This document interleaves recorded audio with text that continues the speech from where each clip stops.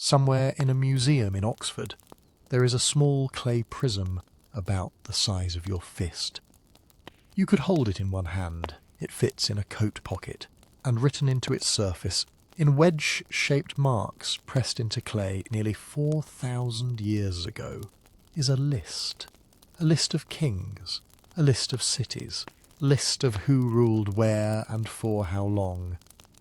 On the surface, that doesn't sound remarkable.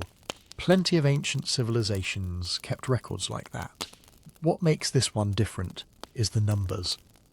The first king on the list, a man named Alulim, recorded as having ruled for 28,800 years. The next king, Alulgar, ruled for 36,000 years. Keeps going. King after king, dynasty after dynasty, each one sitting on the throne for tens of thousands of years. The total, just for the kings listed before a single catastrophic flood, adds up to over 240,000 years of continuous royal rule. And nobody in nearly a century of serious scholarly work has fully agreed on what those numbers actually mean. That's the puzzle sitting at the centre of this episode. Not a mystery invented by the internet. Not a conspiracy. Not ancient aliens. A real physical artifact that trained historians and mathematicians and archaeologists have been arguing about since it was first translated in the early 20th century and still haven't settled.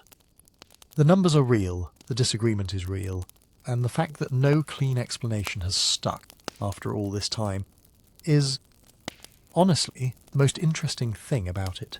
The artifact is called the Weld-Blundell Prism, catalogued as WB 444, and it contains one of the most complete surviving copies of what scholars call the Sumerian King List.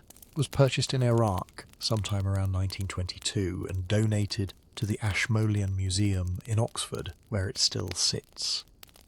The prism has 4 sides, each covered in cuneiform text, and it rotates on a central spindle, which means whoever made it intended it to be read, turned, read again. It wasn't a storage document buried in an archive. It was an object meant to be handled and consulted, and someone cared enough about this list to commission a version that could be used. That detail matters more than it might seem at first. Weld-Blundell Prism isn't the only copy of the King List. There are over 20 fragmentary versions that have been found across different sites in ancient Mesopotamia, copied over centuries, sometimes agreeing with each other, sometimes diverging in ways that raise more questions than they answer. The list was clearly important to the people who kept copying it. Important for what reason? Political legitimacy? Religious tradition? A genuine attempt at historical record-keeping? Some combination of all three? That question too doesn't have a settled answer, and that's actually what makes it worth sitting with for a while. Here's what we can say with reasonable confidence going into this. The Sumerian King List was a real document produced by real scribes working in ancient Mesopotamia, probably assembled in something close to its current form sometime around 2100 to 1900 BCE. Traditions it records are almost certainly older. It lists kings and dynasties in sequence, assigns each ruler a specific reign length, and organises all of it around a single dramatic event, a great flood that divided history into a before and an after. Before the flood, kings ruled for impossibly long stretches of time. After the flood, the reign lengths drop sharply and keep dropping until they look almost ordinary. That transition from the mythological to the recognisably human is one of the genuinely strange features of the document, and explaining it is something scholars are still working through. More. What we cannot say with confidence, and what this episode is going to be careful about, is why the antediluvian numbers are so large. There are serious mainstream proposals on the table, ideas involving ancient mathematical systems, symbolic numerology, political propaganda, compressed mythological time. Those explanations are compelling. Some of them are partial. None of them has definitively closed the debate. And alongside the mainstream proposals, there are speculative readings that get a lot of attention online, readings that reach toward much stranger conclusions. We'll look at those too, but clearly, because the difference between what evidence supports and what imagination produces is worth keeping track of. If you're listening to this late at night, or you've got it on while you're drifting off, good. That's exactly the kind of listening this is built for. A historical puzzle that goes somewhere real. A question that doesn't have a neat bow on it, something to turn over in your mind while the day settles down. There's no jump scare at the end. There's no moment where someone tells you the ancient Sumerians were secretly visited by extraterrestrials. What there is a genuinely unresolved question about a very old piece of clay, and the slow, careful work of figuring out how close we can get to an answer. Before we go further, tell me where you're listening from and what time it is. I read these for Host, and it's always interesting in the way the original puzzle is interesting. People tuning in from Osaka at 2 in the morning, from Toronto at 11, from somewhere in the Netherlands before the sun comes up. There's something fitting about sitting with a 4,000-year-old document in the quiet part of the day. Drop your location and your local time in the comments. I genuinely look at them, and if you want to listen without ads and without background music, completely clean audio, the Spotify version of this channel has all of that. No interruptions, nothing layered underneath the voice. If that sounds like what you're looking for, there's a link in the description to follow on Spotify. And to support the channel directly, keep these episodes going and keeps them free of the stuff that makes nighttime listening harder than it needs to be. Now, back to the prism, back to the numbers that refuse to behave. The reason the Sumerian King List has stayed interesting to historians for as long as it has isn't just the extreme reign lengths, though those are striking enough on their own. It's the combination of things happening in a single document at the same time. You have genuine historical figures in the later sections of the list, kings who show up in other ancient records, whose cities have been excavated, whose reigns can be cross-referenced with archaeology. Then you have, in the earlier sections, kings with reigns of 28,000 years, living in cities that may or may not have existed, separated from the historical record by a flood of uncertain status. The mythological and the historical are sitting right next to each other in the same document, treated with the same scribal seriousness, the same careful notation. That's not an accident. That's a choice someone made. And understanding why that choice was made is one of the central questions here. The numbers, in other words, are not a glitch. They're not a translation error. They're not a coincidence. They are, in some sense, the whole point. Whatever the scribes who compiled this list were doing, they put those numbers in deliberately. The question is what they meant by them, what tradition they were drawing on, what audience they were writing for, and what work those enormous figures were meant to do in the culture that produced them. That's what the next several sections are going to work through, piece by piece, as carefully as the evidence allows, starting with the artifact itself, and what it actually says when you read it, the way a scribe would have. So, what exactly is the Sumerian King List, beyond a document with numbers that don't behave? At its most basic level, it is a scribal composition. Someone, or more likely, a series of someones working within an established scribal tradition, assembled a record of Mesopotamian dynasties in sequence.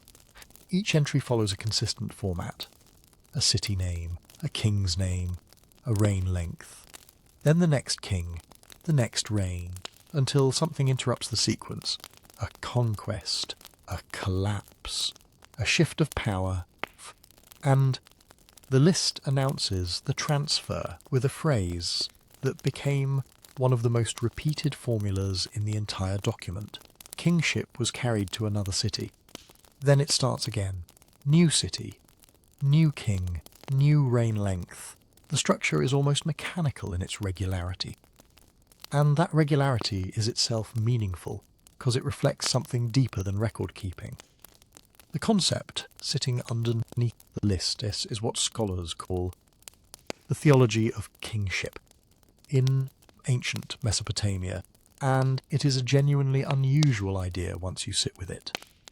In Sumerian political thought, kingship was not just a human institution. It was a divine gift, something that descended from the heavens and was entrusted to humanity in a specific place for a specific period of time. The gods didn't give kingship to a person, they gave it to a city. And when that city's moment was over, its power waned, or its rulers failed, or the gods simply moved on, kingship was lifted from that city and carried somewhere else. A different city would receive it. A dynasty would hold it. But the thing being passed around, the legitimizing force of royal authority, always the same thing. It was singular, continuous, unbroken. This is not how most modern people think about political succession, and it is worth pausing on, because it shapes everything about how the King List works. The list is not presenting a history of competing powers, rival dynasties, overlapping spheres of influence. It is presenting a single continuous thread of legitimate authority moving through time, city by city, dynasty by dynasty.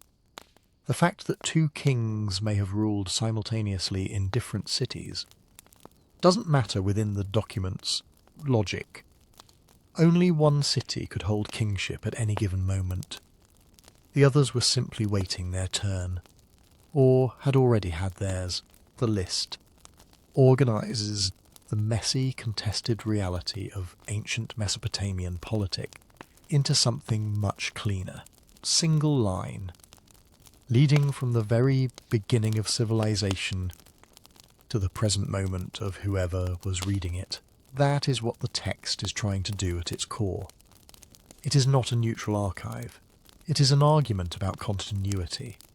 It takes the past, stretching all the way back to the first city, and the first king, after kingship descended from heaven, and draws it forward in an unbroken line to the political present. The dynasty currently in power isn't an interruption or an overthrow.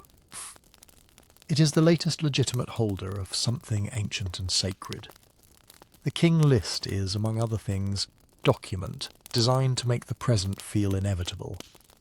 This is where things get interesting, in terms of what the text actually is, versus how it reads on the page. Because when you sit with it, the Sumerian King List does two things simultaneously that are in some tension with each other. Parts of it feel like mythic memory.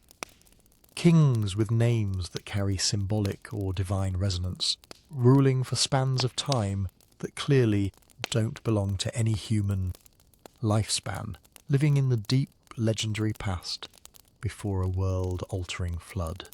Look, these sections feel like the tradition is reaching back into a layer of time that works differently, where the usual rules of human life don't apply, and where the numbers carry meaning of a different kind than a census record would. And then there are other sections that feel much more like political record. later dynasties in the list, contain rulers who appear in other ancient documents. Gilgamesh is in there, with a reign length still far too long to be literal but attached to a city. Uruk, that has been excavated and studied extensively. Enmebaragesi of Kish shows up in the king list, and his name also appears on ancient inscriptions found in the ground. Some kings in the later sections have reigns of 30 years, 60 years. Figures that a human life could actually contain. The document shifts registers as it moves through time, and that shift is not incidental. Pot is one of the most significant structural features of the text. Because the king list is divided, not formally with a chapter heading or a break in the clay, but unmistakably by a flood. Everything before the flood belongs to one kind of time. Everything after the flood belongs to another. Before the flood, the antediluvian section, there are 8 kings in 5 cities. Some versions say 10 kings. The numbers vary slightly across the different surviving copies, which is itself worth noting. But in all of them, the reigns are enormous. Tens of thousands of years per ruler. Numbers that pile up into a total that dwarfs recorded human history by an order of magnitude. Then the flood sweeps over the land, in the document's own words, and afterward kingship descends again. New cities, new kings, but the reign lengths have collapsed. The first kings after the flood still rule for centuries in some cases, but not millennia.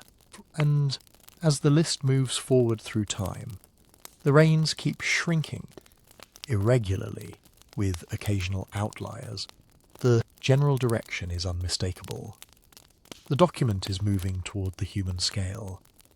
That structural break, flood as the dividing line between 2 modes of time, is one of the things that has generated the most discussion among scholars. Flood doesn't appear just in the Sumerian King List.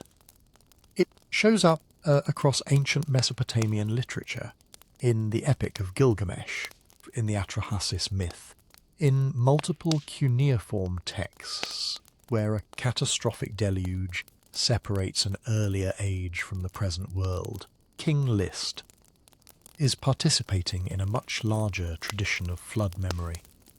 Whether that memory reflects a real geological event, literary inheritance, or a cosmological structuring device that ancient Mesopotamians used to organize deep time into comprehensible phases, probably some combination of all 3, though the proportions are debated.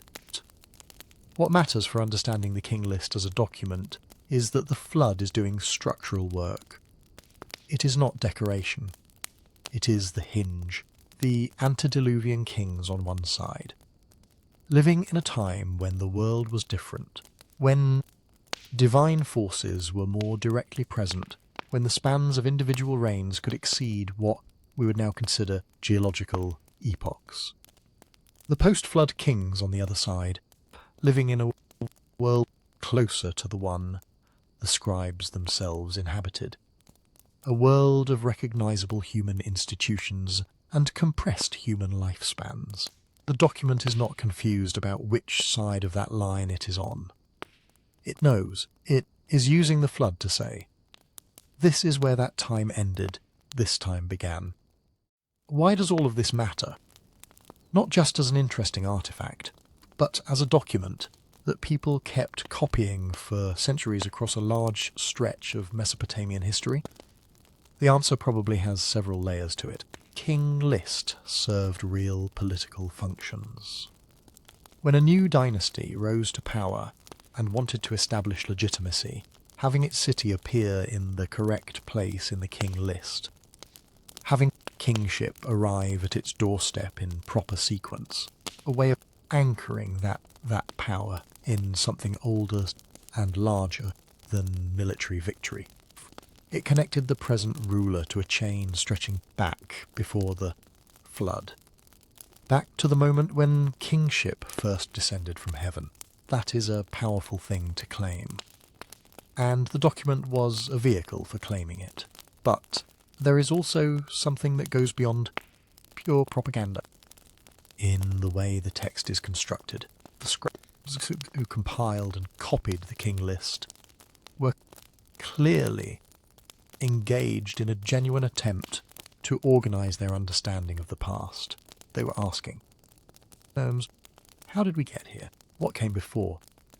Where does this present moment fit in the longer story? The King List is their answer, and it is a more sophisticated answer than it might appear. It acknowledges a deep past that works by different rules, marks a rupture. It traces a path through the rupture to the present, and it does all of this in a format precise enough to be consulted, copied, revised, and argued over. The tension between the mythic and the historical register is not a flaw in the document. It is the document.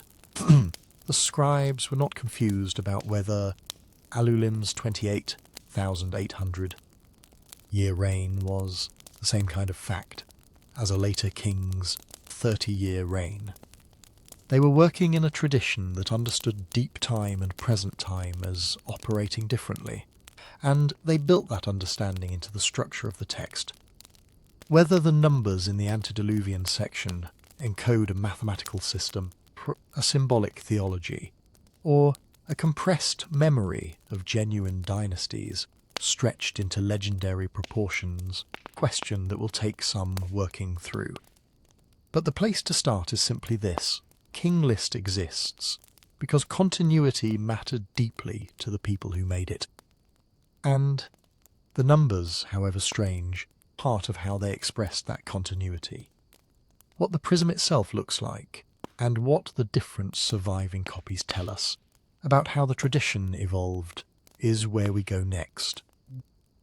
If you were to encounter the Sumerian King List in the way most specialists do today, you would not meet it as a scroll, or a neat stack of pages, or even a single tablet. You would meet it as an oddly shaped chunk of baked clay in the British Museum, catalogued as WB 444. It's about the size of your hand, maybe a little larger, and it isn't flat. It's a prism. Imagine a long four-sided bar of clay, like an elongated pyramid, with the top chopped off. Each of the four faces carefully smoothed and then covered edge to edge in cuneiform signs.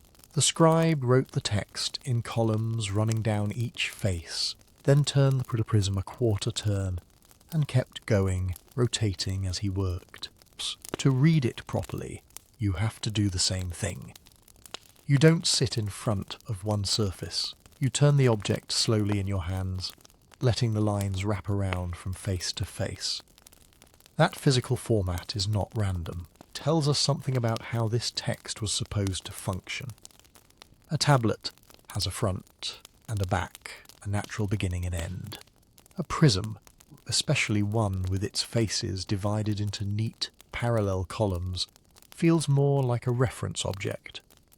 You rotate, you consult, move back and forth. It is dense, continuous, and somewhat indifferent, to which point you choose as your entry. King List on WB 444 is presented as a block of authority, not a story with a narrative arc. The clay itself is a particular colour now, a sort of muted, time-worn brown, but it was once wet, soft, freshly impressed with stylus marks in an old Babylonian city more than 3,500 years ago. After the writing was finished, prism was dried and fired. At some point it broke. Today the top is missing and parts of the sides are damaged. Whole lines of text are gone. Others trail off into crumbling edges. Even this, the most famous copy of the King List, is a partial witness. And that word matters here. Copy. WB 444 is not the Sumerian King List. It is one instantiation of a text that clearly existed in many versions. Modern scholarship calls that a text tradition. Not a single, canonical, original, but a family of related manuscripts, each one reflecting a slightly different stage in the text's life. This is where the King List stops behaving like the unbroken line of Kingsit, describes, and starts acting like a living document. Because WB 444 is only one of more than a dozen substantial witnesses have. Fragments have turned up in places that were important Mesopotamian centres at different times. Nippur, Lhasa, Sippar, and elsewhere. Some came from controlled excavations dug out of temple precincts or city mounds in the early 20th century. Others entered museum collections through antiquities markets, purchased in bulk with little or no recorded find spot, precise archaeological context lost. One early tablet was found at Nippur by the University of Pennsylvania excavations, and now sits in Philadelphia.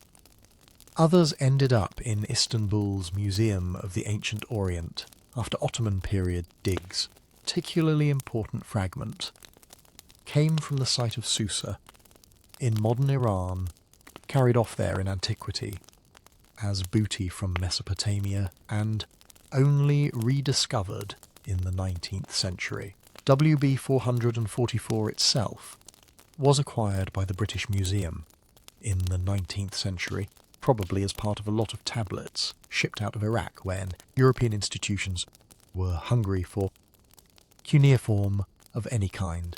The result is a textual jigsaw puzzle scattered across multiple countries and collections. Each piece preserves some portion of the King List, but no two pieces are identical. They differ in small ways. A sign written slightly differently, a king's name spelled with an extra element, reign length that doesn't quite match.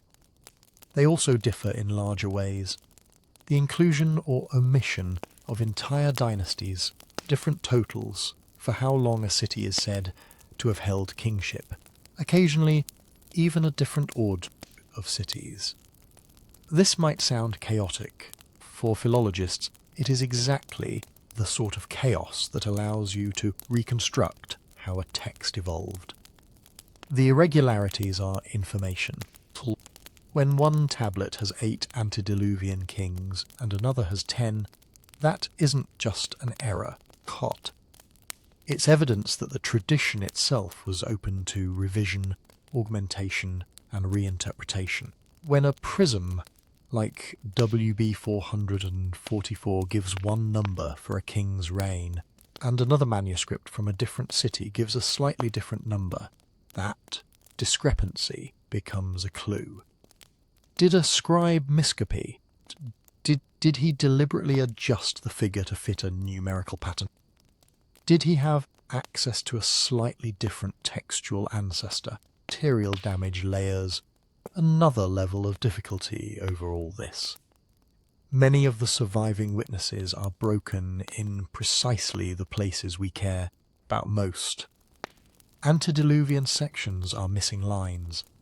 Flood markers are partially effaced. Reign totals at the end of dynasties would help us see how ancient scribes were adding these numbers together, have fallen away with the crumbled edges of the clay. Scholars talk about lacunae, gaps in the text where the clay is gone and only the empty space remains. To work with this, Assyriologists collate. Take each surviving manuscript, line it up as far as possible with the others, and note every agreement and disagreement. Over time, painstaking comparison. You can build what is called a composite text, edited reconstruction, that tries to represent the underlying King List as it might have existed behind all these variant copies, where all the manuscripts agree the editor can be reasonably confident. Where they diverge, the composite shows alternatives, often with small marks and notes indicating which version appears on which tablet.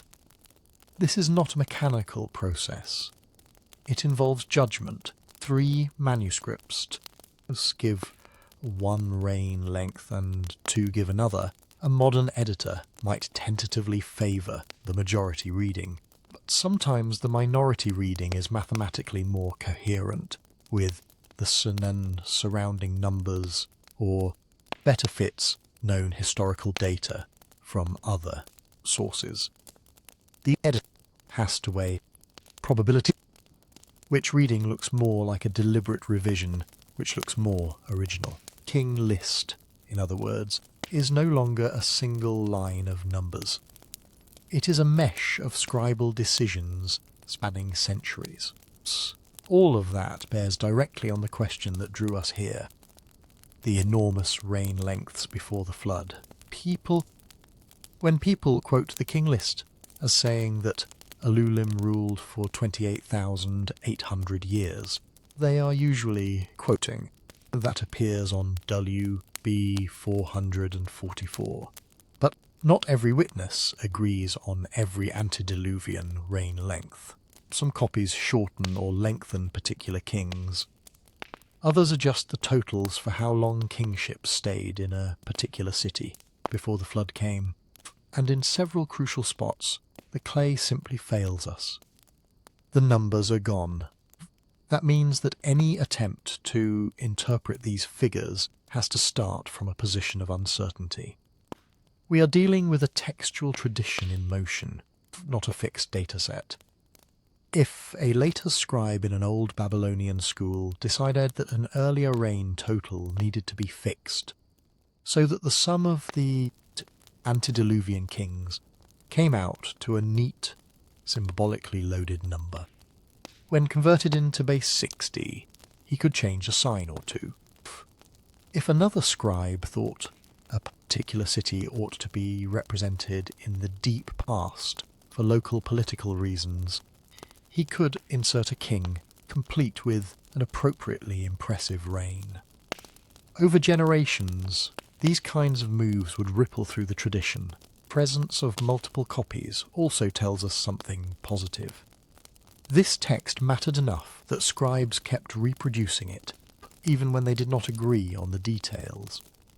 It circulated across cities and centuries. It was taught, copied as an exercise, dated to reflect new political realities. In that process, the King List acquired layers, like a geological formation, early strata of mythic kings and impossible numbers, later layers of dynasties whose names overlap with contemporary inscriptions, marginal adjustments, corrections, that shift the numeric landscape in subtle ways. So when we look at the WB 444 prism today, turning it in our hands, tracing the columns of wedge-shaped signs that record those immense antediluvian reigns, we are not just reading a single scribe's work. We are seeing the surface of a long-running conversation inside Mesopotamian scribal culture about how to line up myth, memory, mathematics, political legitimacy. The damage, the missing lines, the variant readings across the different copies. All of those are part of that conversation. To understand what the numbers might be doing, we have to get inside the habits of the scribes who produced them. We have to learn, as much as we can, to read the King List like they did.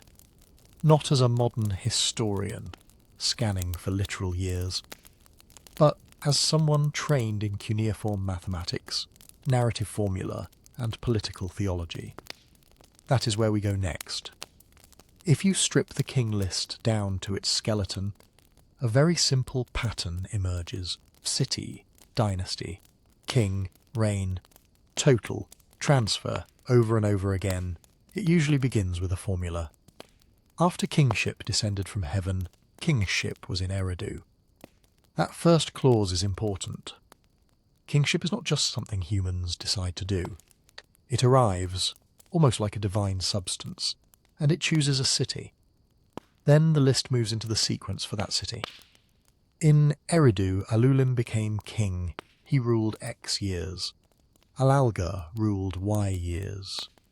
When the scribe has finished with the kings of that city, He adds up the numbers and seals them with a summary. 2 kings who ruled for years. Then comes the pivot.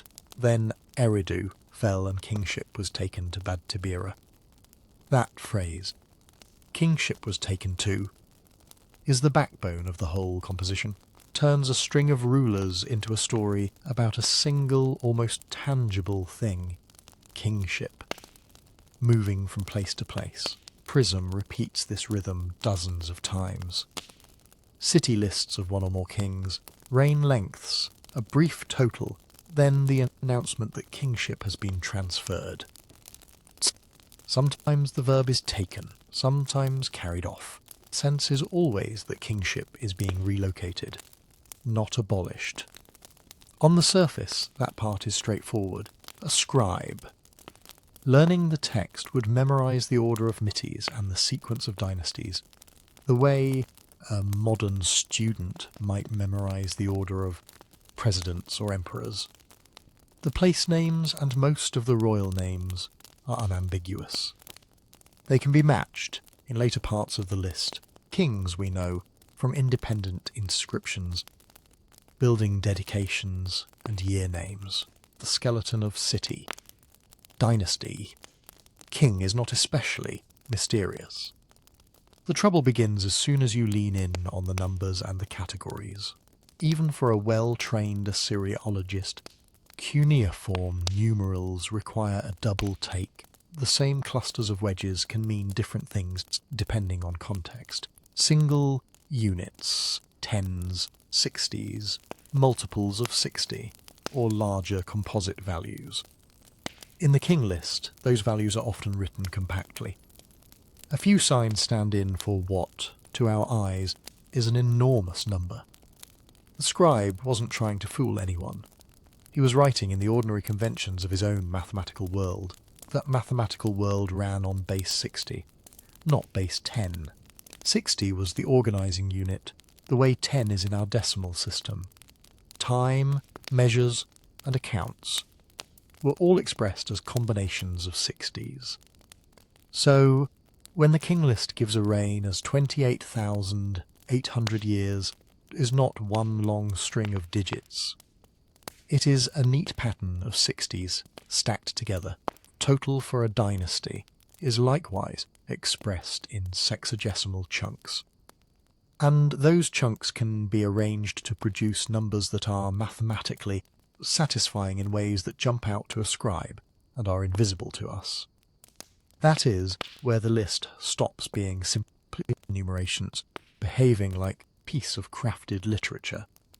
Mesopotamian scribes were taught to think in formulae, lists, proverbs, omen series, hymns, epics. They all rely on repeated structures. A king list is not just a neutral inventory of rulers. It is a genre with conventions. It opens with a cosmogonic gesture. After kingship descended from heaven, it organises history into blocks defined by where kingship resides. Closes dynastic units with a counting formula. It marks a cosmic break with the line about the flood. Those are literary moves as much as archival ones. In that sense, the King List sits somewhere between two worlds. On the one hand, it looks like an archival document. The sequence of legitimate rulers stretching back into the remotest past. On the other hand, it behaves like a curated story that uses historical material, but reshapes it to convey ideas about order, divine favour, proper transmission of power. One way to see this is to compare it with other lists from the same culture. Scribal schools preserved lists of cities, gods, professions, plants, stones, and signs. Those lists are clearly didactic. They teach vocabulary, categories, and hierarchies. They are not archives in the modern sense. They are tools for thinking. Yet, they are also anchored in the real world, the cities, plants, and professions. They name are things a student would recognise. The King List works similarly, takes known kings and known cities, and arranges them in a pattern that teaches a vision of history. Kingship moves. cities rise and fall. Flood divides time into before and after. Some rulers get long mythic reigns, others get much more plausible spans. When you read it as a scribe, you are not just picking up information. You are absorbing a template for how royal time ought to look. It is where the straightforward bits and the tricky bits intersect. Names and city sequences, especially in the post-Diluvian sections, can often be checked. We have inscriptions from kings of Ur, Izin, Larsa, and so on, who also appear in the King List, that gives the list a grounding in what we would call history. But the reign lengths, the totals for how long a dynasty held kingship, and sometimes the very categories used to group kings, that is where things start slipping into another register. For example, some dynasties are clearly local. The kings of Ur, the kings of Kish. Others are more conceptual, like the kings, who were kings and not sons of kings, or groupings that fold together rulers from different cities under one heading, from a scribal perspective. These are not errors. They are signals about legitimacy and status. The same is true of the flood line.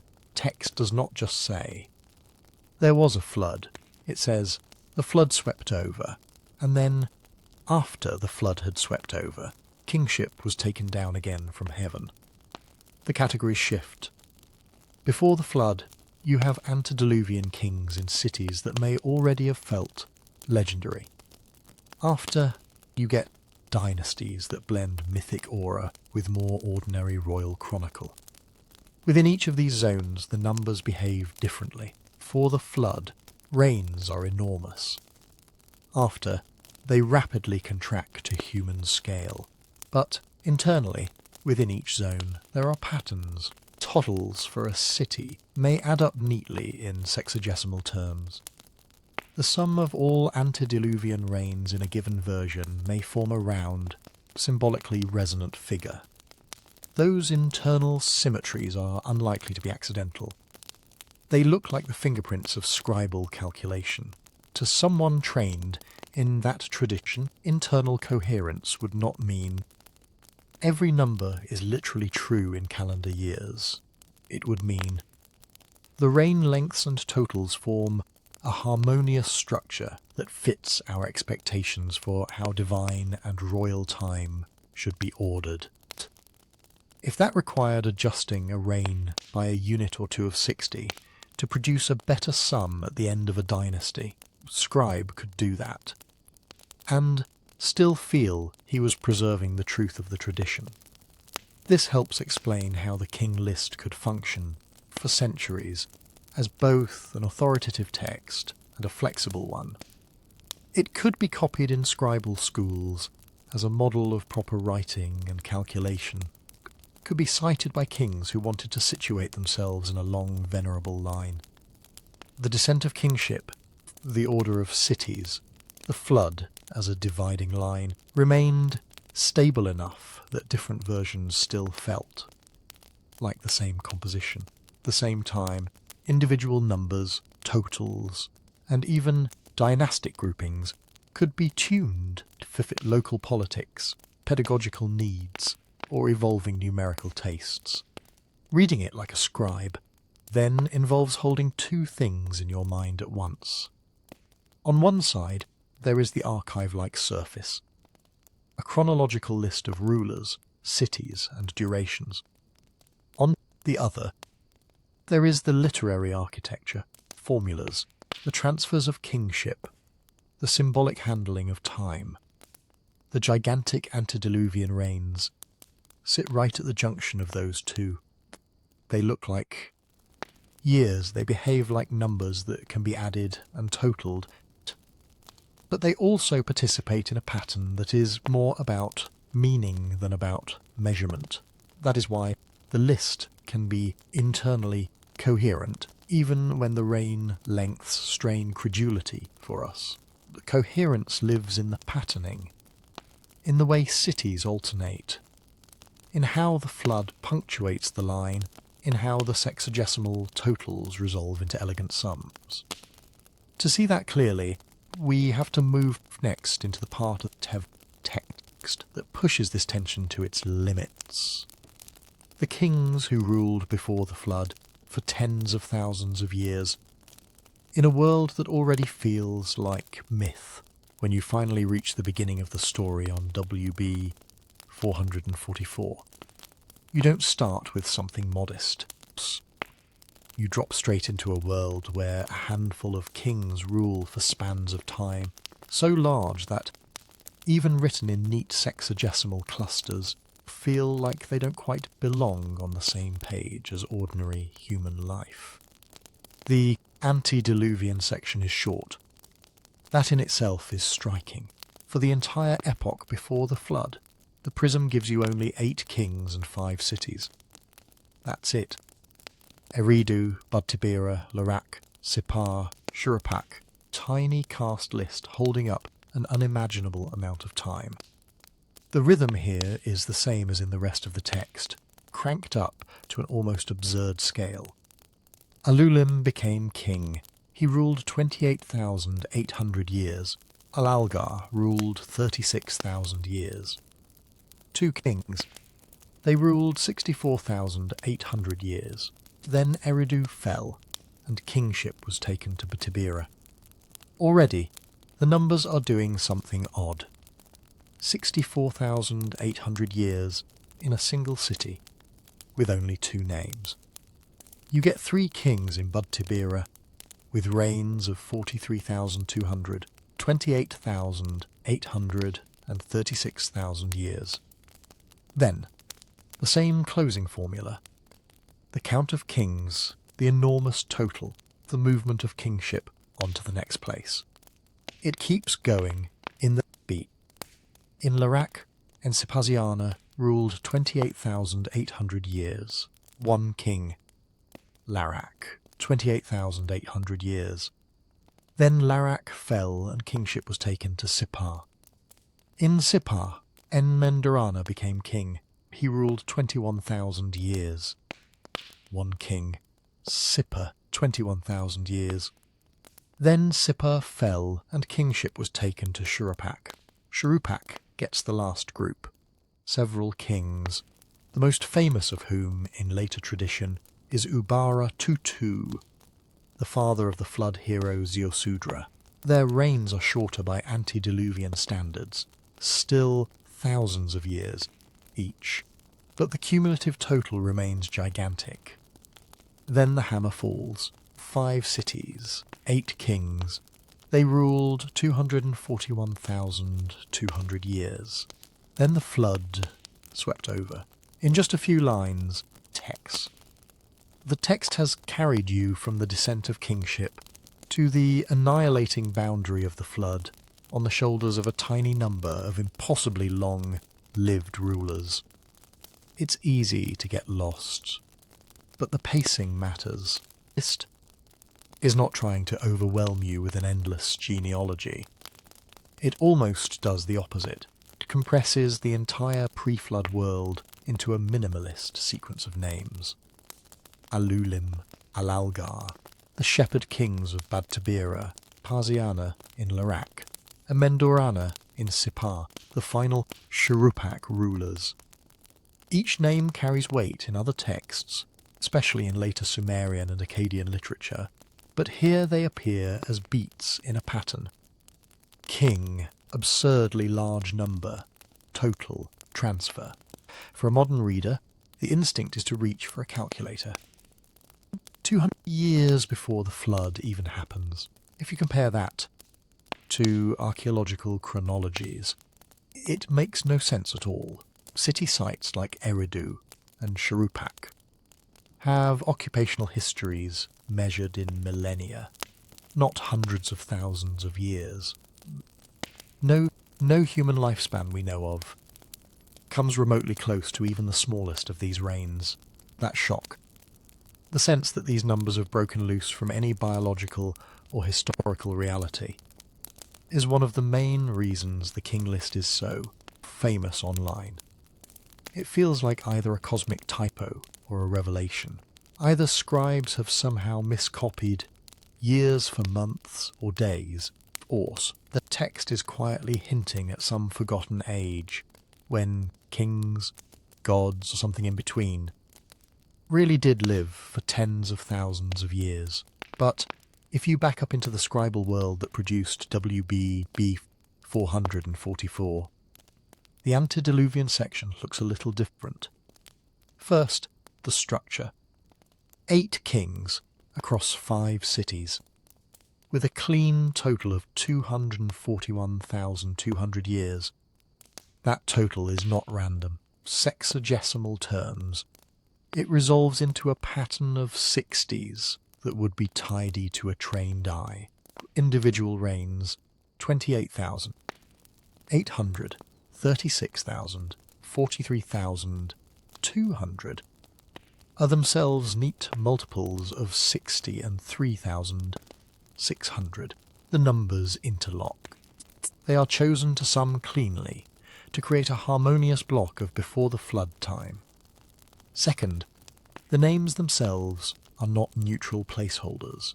Alulim and Alalgar reappear in later incantations and scholarly lists. Enmendarana becomes a figure associated with divine wisdom and heavenly journeys, a kind of precursor to the biblical Enoch in later comparative readings. Baratutu and his son Zeusudra belong squarely in the flood mythology of Mesopotamia. These kings are not filed here because some archive happened to preserve their civil registers. They are here because, for the tradition, they are the right anchors for the pre-flood world. In other words, the antediluvian section is already operating in a mythic register, even while it uses all the trappings of a chronicle. Years, totals, city sequences. The same kingship was taken too. Formula as the later, more historical parts. It looks like a list, but it behaves like a cosmogonic prologue. The flood line makes that explicit. Then the flood swept over. That phrase is not just a dating marker, it is a boundary between worlds. Mesopotamian literature is full of floods, the Sumerian flood story, in which the gods decide to wipe out humanity, and a single man, Zeusudra, survives in a boat, the later Akkadian Atrahasis epic. The flood episode embedded in the Epic of Gilgamesh, told by the immortal Utnapishtim. These are not eyewitness reports of a single event. They are traditions that use a catastrophic flood as a way to talk about the reset of human history, the limits of mortality, and the fragility of divine favour. The King List's flood is part of that family. It does not narrate the disaster. It only marks its effects on kingship. Before, kingship descends once, settles into a small circuit of cities, lingers for hundreds of thousands of years. After, kingship descends again, and everything changes. Reign lengths contract dramatically, dynasties proliferate, and the texture of history starts to look more like what we can check against other records. So how were listeners supposed to take those antediluvian numbers? There is no single answer we can point to. Ancient Mesopotamians did not leave us a commentary saying, "By the way, don't worry, this is just symbolic. We can make some cautious inferences." The first is that year was not a purely biological measure in this context. A year is a counted unit, place in a numerical system. To a scribe, the fact that you can add reigns and totals, and that they produce elegant sums in base 60, is a sign of correctness. Literal lifespans are not the only, or even the main, concern. Kingship, in the antediluvian age, is being measured in divine or cosmic units, not in the same kind of years that you would use to reckon a barley loan. The second is that Mesopotamian audiences were already used to long lifespans in mythic material. Gods, semi-divine heroes, primordial rulers routinely stretch the limits of ordinary mortality. If you can have a hero who can travel to the ends of the world or wrestle with death itself, king, who reigns for 36,000 years in the age, before the flood, may not strike you as mathematically absurd. It may strike you as appropriate. Of course, the first kings, living closer to the gods and to the origins of order, would have reigns that outstrip anything seen later. At the same time, the scribes are not just stacking arbitrary big numbers for effect, calibrating them. Different manuscripts of the King List preserve slightly different totals for the antediluvian section, but in each case the reigns resolve into coherent sexagesimal patterns. That suggests an interest in numerical design as much as in narrative grandeur.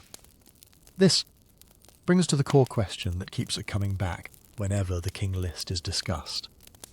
How are we supposed to read these reigns, literally, as straightforward calendar years, implying either that the text preserves some forgotten reality of pre-flood hyper-longevity, or that the scribes simply did not realize how implausible the figures were? Symbolically, deliberate exaggerations that express the qualitative difference of the primordial age with the specific values chosen for their mathematical beauty rather than their empirical accuracy. Or, as something in between, numbers that began in some older, perhaps non-year-based system of reckoning, month, seasons, ritual cycles, and were later reinterpreted as years. Without entirely losing their original structure, mainstream scholarship tends to cluster around the last two options. Most Assyriologists see the antediluvian reigns as operating in a mythic or schematic mode, not as data points on a usable historical timeline. The fact that the same cities and names appear in other mythological texts reinforces that reading. But the exact mechanism, whether they encode older counting systems or deliberate numerological games or some mixture, is still debated. What we can say with some confidence is that the floodline is doing double duty. It divides mythic, scale time from the more human, scaled dynasties that follow, and it ties the King List into a much wider Mesopotamian habit of imagining a before and an after centred on a world-destroying flood. To understand how the numbers behave on the far side of that boundary, and why they suddenly start looking more like plausible lifetimes, we have to follow kingship down again, into the post-Diluvian world, where reigns shrink, cities multiply, and the King List starts to overlap with the archaeological record. That is where the contrast between divine and human time becomes impossible to ignore. When the text picks up again after the flood, it uses almost the same phrase it used at the very beginning. After the flood had swept over, when kingship had descended again from heaven. The key word there is, again. Kingship descends twice in this document. Once into the strange, stretched out, age of 8 kings and hundreds of thousands of years, and once into something that starts to look a lot more like the world we recognise. Immediately, instead of reigns of 28,800 or 43,200 years, you start seeing figures that, while still long by modern standards, sit comfortably in the realm of legendary but conceivable lives. 100 years, 120, 300. In some manuscripts, a few rulers still push into the 600 or 700 range. The absurdity has gone out of the numbers. They no longer blow up the scale of human time. Dynasties begin to accumulate more names. A city might now host 10 or 12 kings before.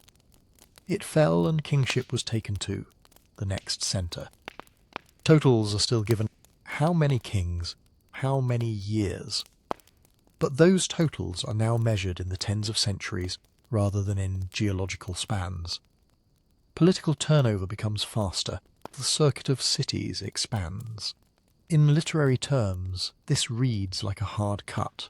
Before the flood, a terse prologue, a handful of giant rains, the sense of an elongated, almost static cosmos, where very little changes at the human level over unimaginable stretches of time.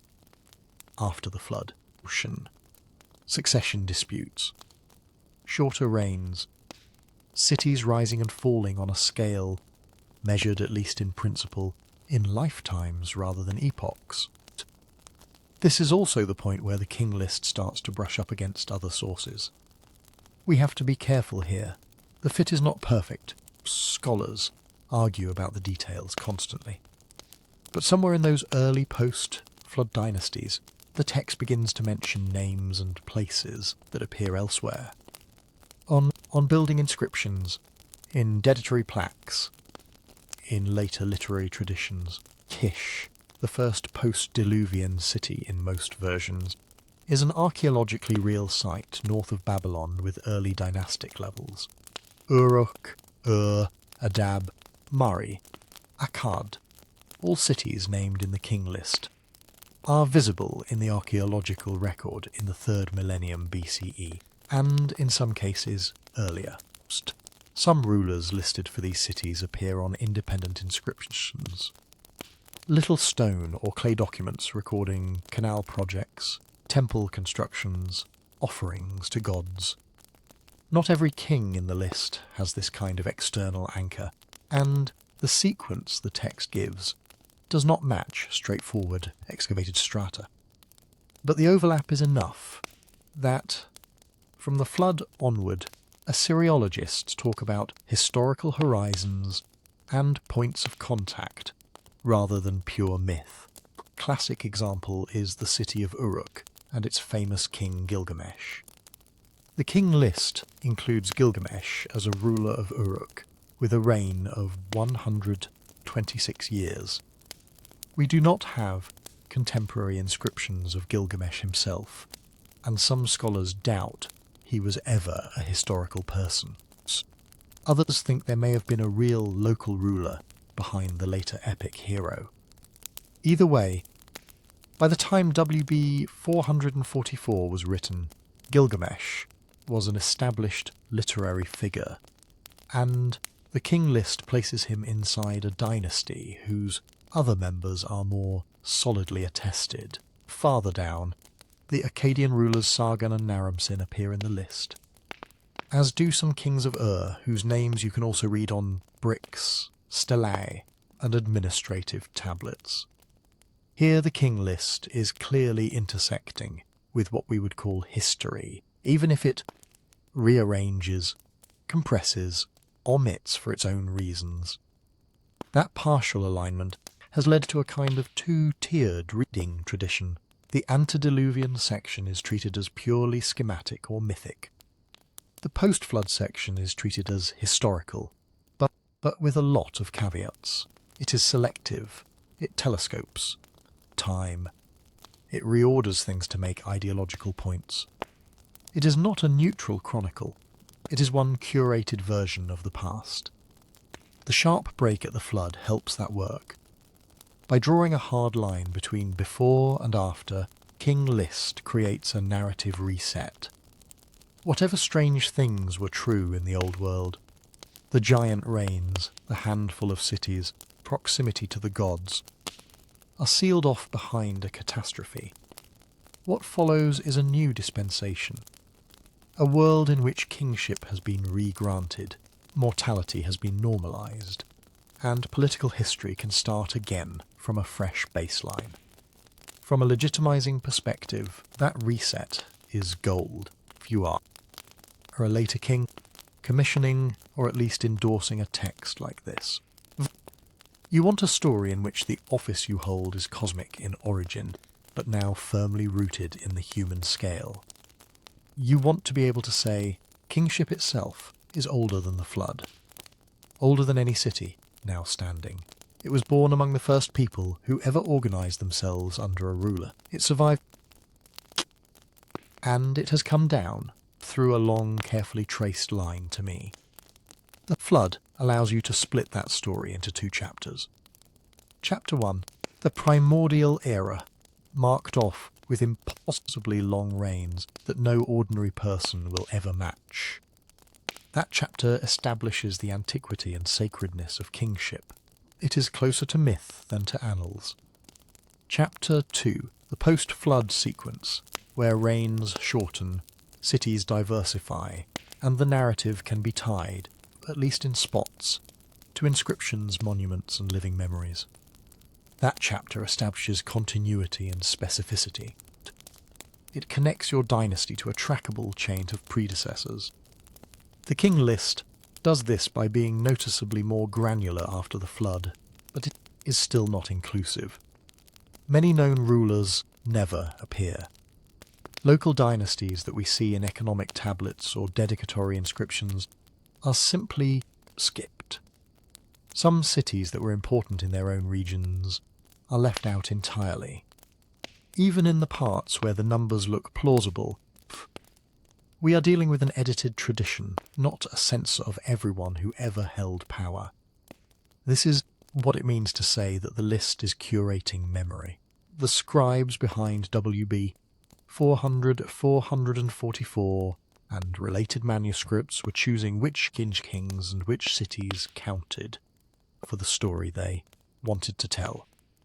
Kish gets pride of place as the first post-flood city because later southern Mesopotamian tradition treated it as an early centre of kingship. Uruk, Ur and Nippur are given prominent roles because they mattered in the political and religious geography of the scribal world. Other places barely appear, or appear only once. Even if archaeology suggests long and complex histories on the ground, King List is less interested in representing every polity that ever existed than in mapping a single line of legitimate kingship as it moves from city to city. That selectivity becomes more visible as the text approaches periods we know better from other sources. We'll start seeing instances where a king's reign in the list is clearly smoothed out, rounded to a nicer number, stripped of messy co-regencies and rival claimants we know about from contemporary documents. The ideological purpose peeks through the arithmetic. Yet, from a listener's point of view in the early 2nd millennium BCE, the overall effect would likely have been one of increasing realism, prownals. As the names come closer to your own time, they become figures your grandparents might have mentioned, rulers, whose statues you could still see in temples, whose deeds were sung about in court performances. The early, cloud-wrapped kings recede into legend. The later ones feel anchored in the built landscape around you. The flood line, then, is not only a boundary between mythic and human time. It is also a hinge in the narrative, where the King List quietly shifts genres from cosmogonic prologue to something that behaves, at least in parts, like a historical record. The numbers shrink to human size. The cast of cities expands. Cross-references with archaeology and other texts begin to emerge. But the underlying project remains the same: to impose order on the past, to trace a single thread of kingship through an untidy reality, and to define who and what deserves to be remembered, to see just how deliberately the scribes built that order. We need to look more closely at the numerical system they were using, and at the patterns hiding in those reign totals on both sides of the flood. That takes us into the mathematics of base 60. To get inside those reign totals, we have to spend a little time in the Sumerian headspace, and that means letting go, just for a moment, of base 10. We are so used to thinking in tens and hundreds and thousands that it feels natural, inevitable. 10 fingers, 10 digits, the decimal point marching obligingly to the left or right. But the scribes who wrote WB 444 did not live in that numerical universe. Their basic counting framework was sexagesimal, base 60. At first that sounds alien. 60 of what? Why 60? If you zoom out a little, it begins to make intuitive sense. 60 is a very friendly number mathematically. It splits cleanly into halves, thirds, quarters, fifths, sixths, tenths, twelfths, 15ths, 20ths. You can divide it by 2, 3, 4, 5, and still get a whole number. That makes it perfect for a world where numbers are constantly being shared out. Rations, fields, work crews, offerings. Base that divides neatly into many parts is a base that behaves well in everyday life. Think about the way we still use 60 today. 60 minutes in an hour, 60 seconds in a minute, 360 degrees in a circle. Those aren't coincidences. They are the fossil remains of the same sexagesimal thinking that structured the King List. In a Based system, place in a number is worth 10 times the one to its right. In base 60, each place is worth 60 times the one to its right. So, if you see a sequence of numerals, what it represents depends on where you imagine the 60 boundary to be. That is where things get tricky for us, and easy for them. Cuneiform numerals did not have a separate symbol for this is the ones place, this is the 60s place, this is the 3 600s place. A cluster of wedges could mean 1 plus 2, or it could mean 1 times 60 plus 2, 1 times 60 squared, plus 2 times 60, depending on context. Just as the string 12 in our writing could mean 12 units or 12 tens of something, fraction, if we don't say what the units are. The scribes relied on what was being counted. Sheep, silver, days, years, to disambiguate the value, cost. They also had specialized terms for larger packaged units, especially when dealing with time. This is where the famous Sumerian time units come in, ner, sar, and sharu, sometimes written with slightly different spellings in modern publications, but pointing to the same basic idea. Each of these names tagged a particular power of 60. A ner was 600. In sexagesimal terms, that's 10 times 60. Sar was 3,600. 60 times 60, or 60 squared. A sharu could be used for 36,000, and there are related forms for still higher multiples. These weren't just abstract math toys, they were part of the everyday language of administration. A scribe could say, in effect, 3 sars and 2 ners, the way we might say 3,200. Once you have that toolkit, very large figures can be expressed quite compactly and quite systematically. Take one of the antediluvian reigns, 28,800 years. In decimal, that's a mouthful, and it looks absurd on the page. In a sexagesimal framework, 28,800 is exactly 8 sars. 8 neat packets of 3,600. Another king ruled for 36,000 years. That's 10 sars. 43,200? That is 12 sars. Or, if you're thinking in terms of degrees of a circle, 12 full rotations of 3,600. Seen through that lens, the antediluvian section starts to look less like free-form exaggeration, and more like someone laying out a carefully graded scale, not that the numbers become small. 8 sars is still 28,800 years. 10 sars is still 36,000, but when you write them in base 60, you see how often they fall on round, regular units, exact multiples of 60, of 600, 3,600. They line up neatly in a system that scribes used every day for grain, land, and labour. This is one reason modern scholars urge caution when we simply read the King List and numbers as if they were written in modern basin years, no other structure behind them. To an ancient scribe, 10 sars was not just a randomly huge number, but a specific, named block on a familiar numerical ladder. It occupied a clean, legible slot in the architecture of their mathematics. It is also why translating those figures directly into our units without explanation can inflate the sense of mystery. If you tell a modern reader this king ruled for 36,000 years, but if you put yourself in the scribe's chair and you realise the tablet is saying, this king ruled for 10 sars, what you hear is, this reign occupies a full, round decade of high-order time unit. It is enormous, yes, but it is also tidy. It fits the grid. There is another layer to this, how we reconstruct the numbers at all.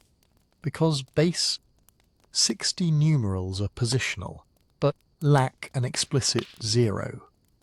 In the periods when the King List was first composed, later copyists and modern editors sometimes have to decide where to place the boundaries between 1s, 60s, and 60 squares. Small shifts in that boundary can produce big changes in converted values. Move a wedge group one place to the left, multiplied it by 60. Move it one place to the right and you've divided by 60.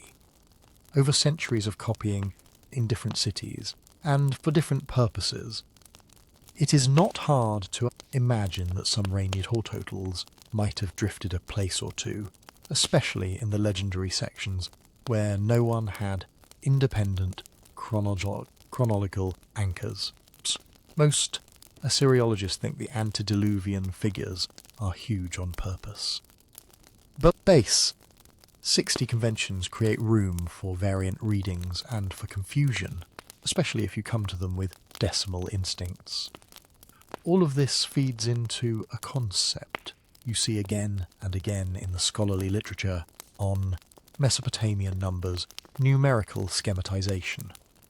When historians say that a text like the King List is schematized, they do not mean that it is made up in a random way.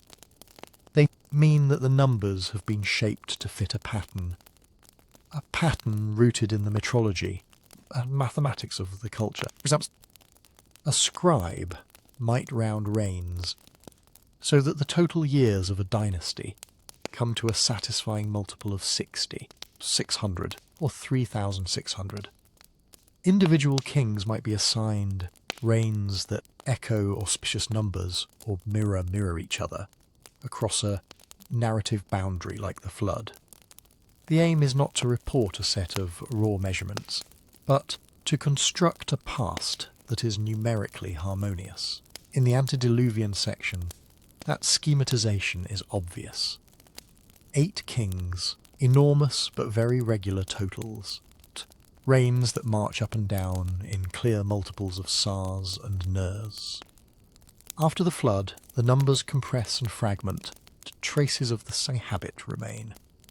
Dynasties whose combined lengths fall on pleasing sexagesimal sums, occasional kings, whose reigns are stretched or trimmed in the manuscripts to hit rounded figures. This does not mean the scribes were indifferent to reality. Some later reigns clearly do reflect remembered or recorded lengths, at least approximately. But the King List is not a spreadsheet. When the historical data did not align neatly with the sexagesimal grid, or with the ideological storyline, the grid often won. Base 60 system is the technical side of that process. It provides the scaffolding, the ladder of units, the positional notation, the named blocks of time that make huge totals feel orderly. Numerical schematization is the cultural side. It is the decision to prioritize that order, to let the structure of the system guide how the past is packaged. It is important to keep those two layers separate. Sexagesimal mathematics can help explain how the numbers in the king list are written, why they cluster around certain multiples, why they translate into such satisfying round figures. It shows us the grammar of the numerals and the habits behind their composition. What it cannot do by itself, tell us why the antediluvian rains had to be so large in the first place, or exactly what those large units were meant to signify to an ancient audience. Even if every figure is a perfect multiple of 60, that still leaves the conceptual question open. Were these kings imagined as literally ruling for 8 or 10 or 12 sars of years? Were those units already metaphorical by the time WB 444 was inscribed, signalling grandeur rather than calendar time? Or were they part of a deeper symbolic pattern, tying the age before the flood to cycles of the heavens or to other cosmic frameworks? Questions of meaning, not just of arithmetic. To approach them, we have to move from the bare mechanics of base 60 to the way numbers themselves functioned as symbols in Sumerian thought, and to the pattern totals that start to emerge. When you step back from the individual reigns and look at the king list as a whole, once you start thinking of sars and ners as steps on a ladder, it becomes much easier to imagine that the reign lengths in the king list might be doing more than just counting years. They may be acting as magnitudes. In other words, matters is not. How many calendar years did this king actually sit on the throne? But where on the scale of greatness or antiquity, cosmic importance, does this king belong? That way of using numbers is not unique to Mesopotamia. You can see it across the ancient Near East, far beyond. In biblical texts, people before the flood live for 777 years, or 969 years, clean multiples of 70. In early Chinese chronicles, reigns and dynasties sometimes come out to rounded totals that match cosmological cycles. In Egyptian king lists, certain pharaohs are given impossibly long spans to fill out neat historical blocks. The pattern is always the same. Once you cross a certain boundary into mythic time, divine time, time before we remember, numbers begin to stretch and smooth. They no longer read like measurements taken from life. They read like titles. When a Sumerian scribe writes that a single antediluvian king ruled 10 sars, that phrase is doing two jobs at once. On one level, it is a unit of time, 36,000. On another level, it is an honorific. This king occupies a full decade of the largest named time unit in our system. He has filled a whole block of cosmic time. You can hear the difference if you compare it to how we sometimes speak. We say someone waited 1,000,000 years for an email reply, that an ancient city is thousands of years old, even if the exact figure is 743. The number signals mood and magnitude, not a careful count. The king list is more disciplined than that. It is not just throwing around random huge figures. It is fitting reigns into a very structured grid, but it is worth keeping in mind that even a structured grid can be symbolic. Ancient Mesopotamian texts often use large, neat numbers that are signal qualities to signal qualities that are not strictly quantitative. Round sexagesimal total can suggest completeness. A sequence that climbs and then falls can suggest rise and decline. Repetition can evoke stability. Symmetry across a dividing line can hint at cosmic balance. Before and after, above and below, time before the flood and the time after. When scholars go hunting for patterns in the king list, this is the sort of thing they look for. Start with the most obvious one. 8 kings before the flood. 8 is not an accident. Other Mesopotamian traditions mention 8 generations before the deluge, or 8 sages who brought the arts of civilization. Later compilers add more names, but the version we have on WB 444 holds the line at 8. That is a decision. Now put those 8 next to the enormous, very regular rain totals they carry. 28,800 years, 36,000, 43,200, each one sitting exactly on a clean multiple of Sa or Ner. No odd remainders, no messy little additions. Few add up the reigns of the antediluvian kings in some versions of the text. The total itself lands on a satisfyingly round figure. A big, smooth multiple of 60 or 600. The exact sum varies between manuscripts, which tells you that copyists were willing to adjust individual reigns to preserve that overall harmony. That is a crucial clue. It suggests that the total span of the antediluvian era may have mattered more than the precise length assigned to any one king, long as the entire block from kingship descended from heaven to the flood swept over. Added up to the right order of magnitude, scribes had some flexibility in how they distributed the years internally. You can perceive the same habit lower down the list. After the flood, reigns come back down toward recognisably human lengths, but dynasties as a whole often end on rounded numbers. Tidy hundreds, exact multiples of 60, occasionally 3,600. The individual kings' reigns are irregular, but when you sum them, rough edges fall away. In some cases, manuscripts disagree by a year or two here, a year or two there, yet still deliver the same dynasty total. It is as if the scribe is adjusting the furniture inside the house while keeping the outer walls the same size.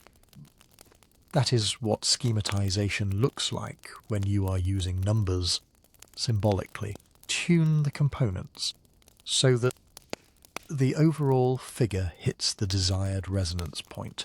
Patterns also emerge in how the big antediluvian reigns are distributed. Some sequences step up in neat increments, an extra Sa here, another there, before dropping sharply at the moment of the flood. That creates a sense of building intensity, swelling of kingly magnitude that finally breaks under divine judgment. It turns the numerical profile of the list into a kind of story arc. There are also echoes between pre- and post-flood figures. A very long reign before the flood might be mirrored, in miniature, by the combined lengths of several kings after the flood. A full Sa on one side of the catastrophe might be answered by 10 Ners, or by an artful combination that lands on the same total. Not all scholars agree on the details, and not every proposed correspondence is convincing, but the fact that you can even look for such echoes tells you that symmetry was available as a tool. Why would this matter to the people compiling a list of kings? Because a king list is not just about the kings.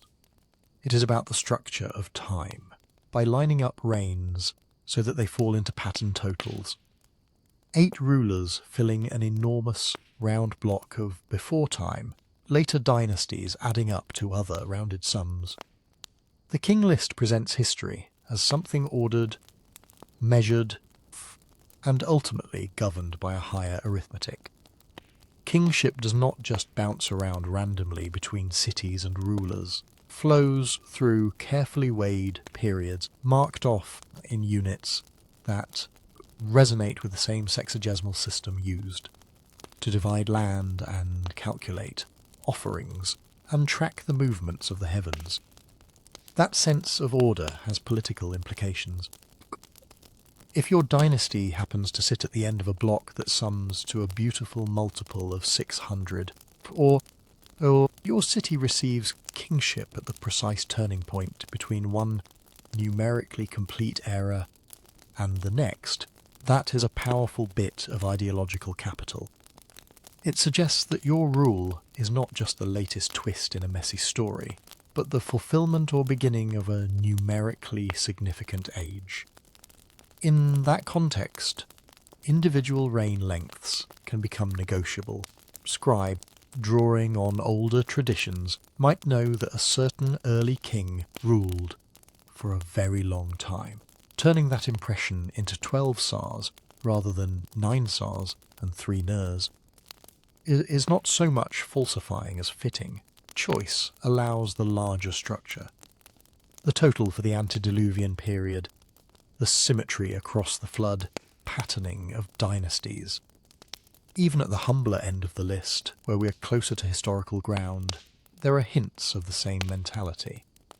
Some reigns are conspicuously round. 30 years, 40 years, 60 years. Sitting like little islands of symbolic neatness amid more jagged sequences.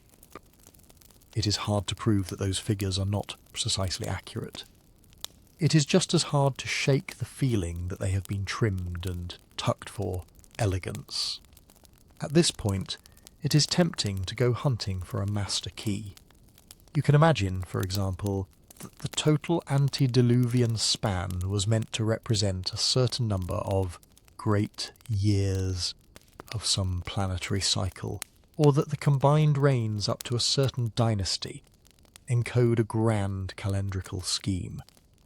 Various reconstructions along these lines have been proposed. Some try to tie the numbers to 36,000-year precessional cycles, or to complex schemes of planetary periods.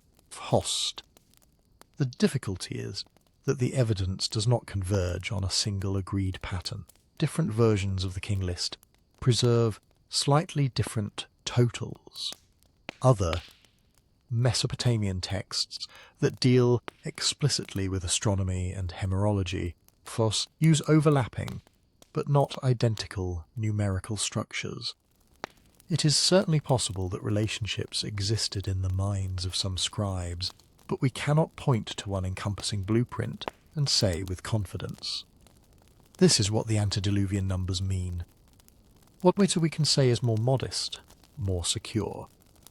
The reign lengths in the Sumerian King List, especially before the flood, are not behaving like straightforward archival data.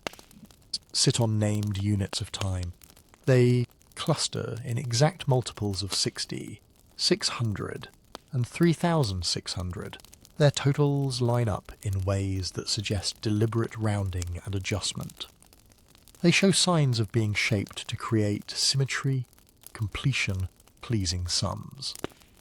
Within that framework, large numbers can act as symbols of greatness, antiquity, and cosmic order just as much as, or more than, literal counts of years. Whether those patterns were meant to echo specific celestial cycles, to mirror other mythic traditions, simply to make the past feel orderly and complete, remains an open question. Different cities, different schools, different periods may well have attached different layers of meaning to the same impressive figures. Meaning.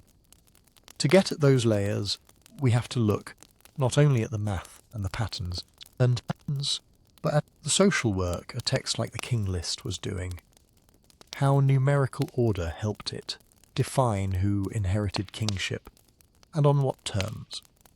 When you look at the King List as a piece of political technology, a lot of the weirdness starts to make a different kind of sense. At the most basic level, it is doing something very practical for early Mesopotamian rulers. It is drawing a single, continuous line of authority through a past that was anything but continuous. Real history in southern Mesopotamia was messy. Multiple cities could have rulers at the same time. Local dynasties overlapped, fought, intermarried, broke apart. Power did not flow neatly from one city's throne room to the next like a relay race baton. It was patchy and competitive. King List quietly erases most of that complexity. On W444 and related copies, kingship is treated as if it were a single, indivisible thing. It descends from heaven, once lands in one city at a time, and then moves on in a clean sequence. Kish, then Uruk, then then Awan, and so on down the line. Principle: one kingship at a time is not a neutral description. It is an ideological choice, takes a fractured political landscape and reimagines it as a single office that can only rightly reside in one place in each generation. Everybody else who thought they were ruling during that period. In the logic of the text, they were not kings. At best, they were local strongmen, worst, usurpers. This is where the selectivity of the list becomes important. The King List does not simply gather every name it can find, filters. It omits awkward figures, compresses periods of chaos, and foregrounds lines that are useful for its narrative of rightful succession. We can see this by comparing it with other sources. Inscriptions from individual cities preserve names of rulers who never make it onto the King List at all. In some cases, we know that two dynasties were active at roughly the same time, one in the north and one in the south. Yet the list assigns kingship to only one city for that span and pushes the other line into an earlier or later slot, or ignores it. What looks, on the surface, like a chronological table, is underneath a map of recognition and exclusion. Being on the King List is not just a matter of existing. It is a mark of having been accepted, at least by some later scribal tradition, part of the legitimate flow of kingship. Falling off the list is a quiet act of damnatio memoriae. Your monuments might still stand in your home city. Your name might still circulate in local tales. But in the grand, to city history of real kings, you vanish. This editing power is clearest in the later portions of the text, closer to the time when it was being copied. Some versions of the King List end with the dynasty of Isin, push a bit further, or cut off earlier. Those stopping points are not accidental, correspond to moments the city that happened to be preserving and copying the text hood could plausibly claim to stand at the current endpoint, legitimate kingship. In other words, the text keeps being updated so that the line of kings arrives conveniently at us. That is what it means to use the past as a political resource. If you can present your government as the latest link in a single, derived chain that runs all the way back through Kish, and even into the enormous reigns of antediluvian kings, powerful argument that your rule is not just the result of luck conquest or clever alliances. It is the way things are supposed to be. Continuity from deep time is doing a lot of work here. The opening lines about kingship descending from heaven, the 8 pre-flood kings, the impossibly long reigns measured out in pristine Sars and Nurs. None of that is just there for atmosphere, stretches the story of kingship back beyond the flood, beyond human memory, into a realm where divine action is unquestioned. Kingship is as old as those 28,800-year reigns, and if the same kingship can be traced step by step from that remote era right down to the city currently in charge, then the present dynasty inherits not only the throne, but the weight of cosmic antiquity. That is the political payoff of numerical grandeur. Vast spans of time make the institution of kingship feel primordial. Clean, patterned totals make its movement from city to city feel guided rather than arbitrary. Horst. When your own dynasty appears as the latest segment in that smoothly measured sequence, your rule can be framed as the natural, almost inevitable outcome of a process that began when the gods first handed kingship to Eridu or Kish. This is also why the King List is willing to compress and stretch time so aggressively. Periods of fragmentation. When multiple cities had rulers with overlapping claims, are often telescoped down into short, tidy dynasties. Troubled episodes can be represented by a few exceptionally short reigns, or by skipping whole lines altogether. Conversely, favoured cities can receive long, well-ordered dynasties, whose summed reigns land on satisfying multiples of 60 or 600. Peace and order themselves could be expressed through round numbers. Structure implicitly tells you which eras were real kingship and which were aberrations. Chaotic times shrink into gaps between numerically complete blocks, or into brief, jagged subsequences that break the smooth flow before order is restored. Calm, legitimate sequences expand to fill larger, well-measured spans. The math and the politics reinforce each other. Consider again that rule of one kingship at a time, by denying that more than one true kingship can exist simultaneously. The text makes a strong claim about sovereignty in general. Kingship is not a resource that cities can share. It is a singular office that must be located somewhere. If you are on the list for a given period, everyone else is, by definition, secondary. If your rival city claims a glorious antiquity, but the King List quietly assigns its flourishing to a time when another city officially had kingship, your rival's past becomes, in this framework, kind of historic noise. This is why control over the tradition matters. Scribes in different cities copied slightly different versions of the King List. They could introduce local emphasis, extending the glory of their own dynasty, trimming the prestige of their neighbours, adjusting reigns, so that certain transitions lined up with significant events or pleasing totals. The underlying template of one kingship at a time gave them the skeleton. The specific names, lengths, boundaries were where politics could enter. In that light, the enormous antediluvian numbers can be seen as the ideological foundation under all this later manoeuvring.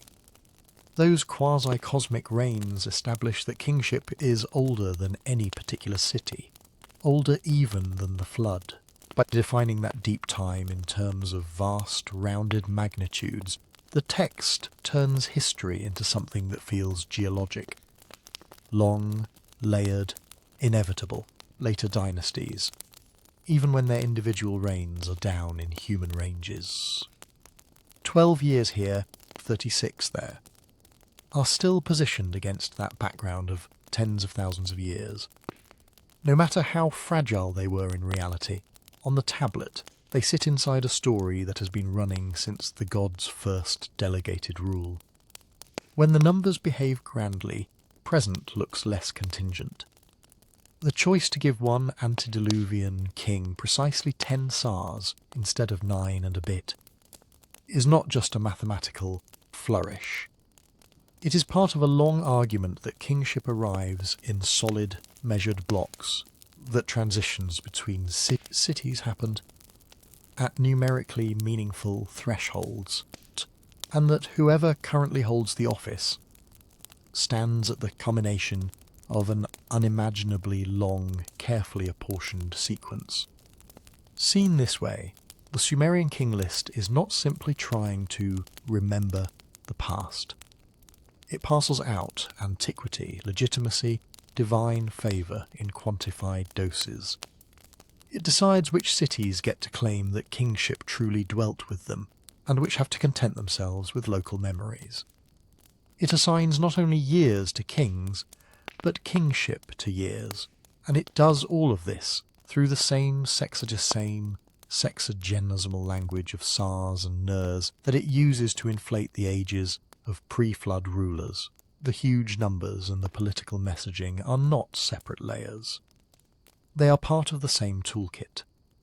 To seize how that toolkit was developed and how professional scribes learned to handle these traditions, We have to zoom in on the people actually copying and recopying WB 444 and its cousins, the students in the scribal schools, and the textual culture that grew up around lists like this. What? If you were a student in a Mesopotamian scribal school, a tablet like the King List would not have been some museum piece under glass. It would have been homework. We know this of what has turned up in the ruins of those schools. In cities like Nippur, and Sippar, archaeologists have found whole rooms full of discarded tablets. Many of them are exercises. You can see the progression. On one side, a neat, carefully written model text, usually produced by a teacher. On the other, a clumsier version where a student has tried to copy the lines, sometimes with wrong signs, sometimes with corrections squeezed in. Among these we find pieces of king lists. They are not always complete. Some are only a column or two, or just the opening antediluvian section, or a stretch of post-flood dynasties. But they show that this wasn't just an elite ceremonial inscription, it was part of the core curriculum. From a teacher's perspective, that makes sense. A king list is the perfect training device. It gives you personal names, often spelled in difficult, archaic ways. It gives you city names and divine names. It gives you numbers in all sorts of formats. Simple integers, big composite totals, regular reigns, then those enormous antediluvian spans that force you to handle sexagesimal notation at full stretch. And it does all of this in a highly formulaic frame. X was king, he ruled years. Z kings, they ruled years. Again and again, line after line, like grammatical drills. If you can copy and understand a text like that, you are learning more than just how to scratch wedges into clay. You are internalizing patterns of language and arithmetic that run through the whole written culture. This is one reason the King List could remain so stable over centuries. Once a text becomes a standard school piece, it develops inertia. Teachers teach the version they themselves learned. Students copy it repeatedly. Any tablet you happen to dig out of the ground is only one snapshot. Behind that tablet lies a chain of copying, stretching back through generations of apprentices and masters. At the same time, this process does not freeze a text. It stabilizes it around a moving target. Every act of copying is an opportunity for variation. Some of those variations are simple mistakes. A student misreads a sign, drops a line, miscalculates a total. Sometimes you can watch the correction process in real time. The teacher has gone back over the tablet, erased a sign in the still wet clay, and impressed the right one above it. Other times, the error stands, and that flawed tablet might itself be used years later as a secondary model. When you compare surviving copies, you can see this layering. One version will give a king 24 years, another 28. One will list 8 pre-flood kings, another squeezes in a 9th or rearranges their order. The overall skeleton, kingship descending, moving from city to city, flood in the middle, dynasties of Kish and and so on, holds steady, but the flesh on that skeleton is constantly being nudged and patched. Not all changes are accidents. Scribes were trained professionals, passive photocopiers. Part of their job was to make texts make sense in their own time. Imagine you are a late old Babylonian student in Nippur, the version of the king. List your city uses has been around in one form or another for centuries. But your own dynasty wants a certain arrangement of names, a certain endpoint for the line of kings, a certain picture of how power flowed. Copy the list, except at the places where your local tradition or your teacher or your patron expects something different. You might add a local ruler who has recently been accepted as real by your community's memory. You might slightly extend or trim a reign length so that the total of a dynasty lands neatly on a multiple of 60. Host. You might choose one spelling of a city name over another, because that is how your region now writes it. Over time, these micro-adjustments accumulate.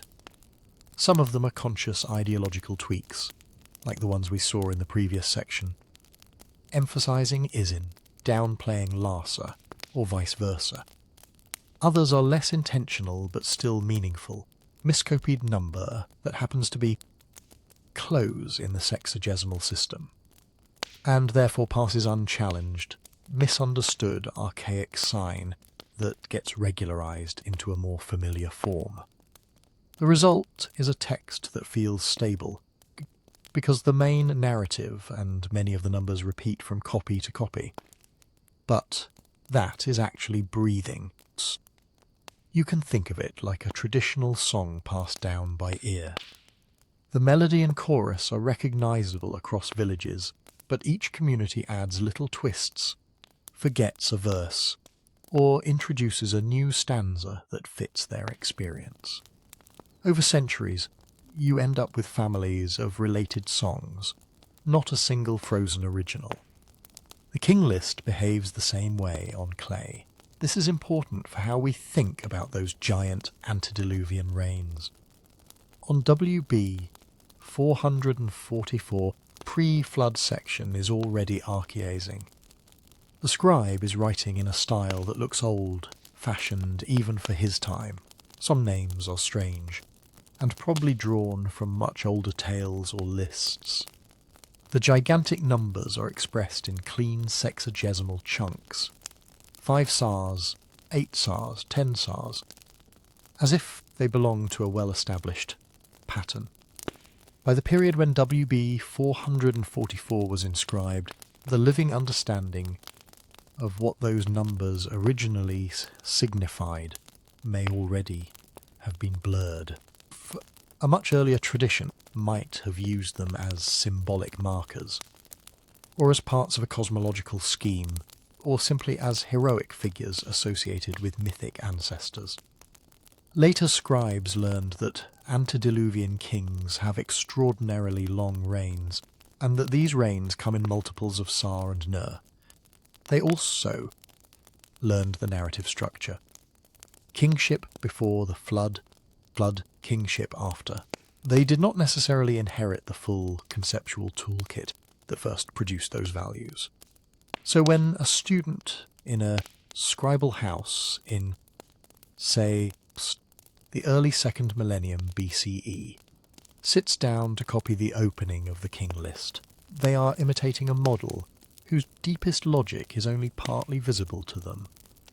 They know are supposed to write Enmanluana, king of Badibira, ruled 28,800 years. They know that 28,800 equals 8 sars. That 8 sars is a pleasing regular unit. But if you ask them, why exactly 28,800? Why not 21,600 or 36,000? They might not have a clear, articulated answer. At that point, the numbers have become part of what it means for the text to sound authoritative. Enormous, round figures belong to the pre-flood world in the same way that certain stock phrases belong to incantations or certain metaphors belong to hymns. They are markers of genre and antiquity. You keep them because they make the text feel properly old. Because your teacher's tablet had them. Because their shapes in sexagesimal are elegant. This is how copying can preserve an older tradition, even as its meaning drifts. Crucially, it also explains why we get both stability and variation in the reign length. The antediluvian figures are often consistent across copies, at least in their broad magnitudes. Tens of thousands of years, clean Sar-based totals, That suggests that by the time the King List enters scribal curricula, the huge numbers are already canonical features. Changing them would not just be a small edit, it would be tampering with the aura of deep time embedded in the text. But within that frame, small shifts can and do happen. A scribe misreads one 6 sign for another, or mistakenly adds a ner, drops a line, and then patches the total by slightly inflating a neighbouring reign. In sexagesimal notation, there are multiple ways to write the same value, and the visual similarity of signs can facilitate drift. Over generations, some branches of the tradition end up with 36,000 years, where others have 28,800, while still remaining recognisably part of the same narrative whole. From the inside, for the scribes themselves, this is not a problem to be solved. It is simply how texts work. A list like WB 444 is not an inscription, in the modern sense, with a single fixed wording set in stone. It is one performance of a composition that exists as a network of remembered lines, school tablets, monumental copies, and local variants. Different cities maintain their own exemplars. Teachers choose which ones to canonize. Students carry those choices with them when they take jobs in temples or palaces and commission new copies. The life of the King List is this chain of hands and eyes and styluses stretching over centuries. When we stare at the colossal reigns of the antediluvian kings and try to decode them, we are looking at a cross-section through that living manuscript culture. Some parts of what we see go back very far indeed. The idea of pre-flood kingship, the association with particular cities like Eridu and Bad Tibira, the use of sars and ners to register almost unimaginable spans. Other parts are the product of schoolroom habits, corrections, misunderstandings, and the quiet ideological choices of later dynasties. The numbers are not the product of a single act of invention, the residue of many acts of copying. To understand what they might have meant, and how those meanings could shift over time, we now have to look at how scribes not only listed kings, but arranged those kings in time, folding multiple local sequences into one, squeezing overlapping histories into neat lines, and sometimes bending chronology itself to fit their patterns. If you look at WB 444 as a timeline, it feels very simple. One king at a time, one city at a time. Kingship descends at the beginning. Then it is carried off to the next city, then to the next host. Each dynasty gets a clean starting point and a clean end point, with nobody stepping on anyone else's toes. Mesopotamian history did not behave like that. Already in the early dynastic period, when some of the historical kings on the list actually lived, we can see something very different in the archaeological and textual record. City, states jostling side by side, rival kings claiming the same titles, coalitions forming and breaking, of local rulers who matter a great deal in one region and almost not at all in another. King List flattens all of that into a single file. That flattening is one of the main ways you can get huge totals without anyone needing to. Imagine a man literally sitting on a throne for 36,000 solar years. Imagine you have 3 neighbouring cities, each with its own proud story of first kings and golden ages.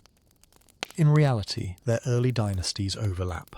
City A's founding house is ruling at roughly the same time as City B's, and both are contemporaneous with at least some of City C's rulers. Each preserves its own sequence, as if it were the entire story of the land. Now, picture a scribe whose job is to turn those three separate streams into one national history. He can't write three parallel columns with arrows showing overlaps. He doesn't have the modern tools of charts and graphs and synoptic tables. His genre is the single-line reign list, kingship moving from one place to another in a dignified procession. To fit the stories together, he stitches them. He takes City A's founding dynasty and lays it down first. Then he tacks on City B's founding kings after that, City C's after that. What were once three partially overlapping sequences in real time become three fully consecutive blocks in list time. You have not lengthened any individual reign. You have lengthened history itself. If each local tradition already counted its kings in generous, stylized numbers, our founder ruled 300 years.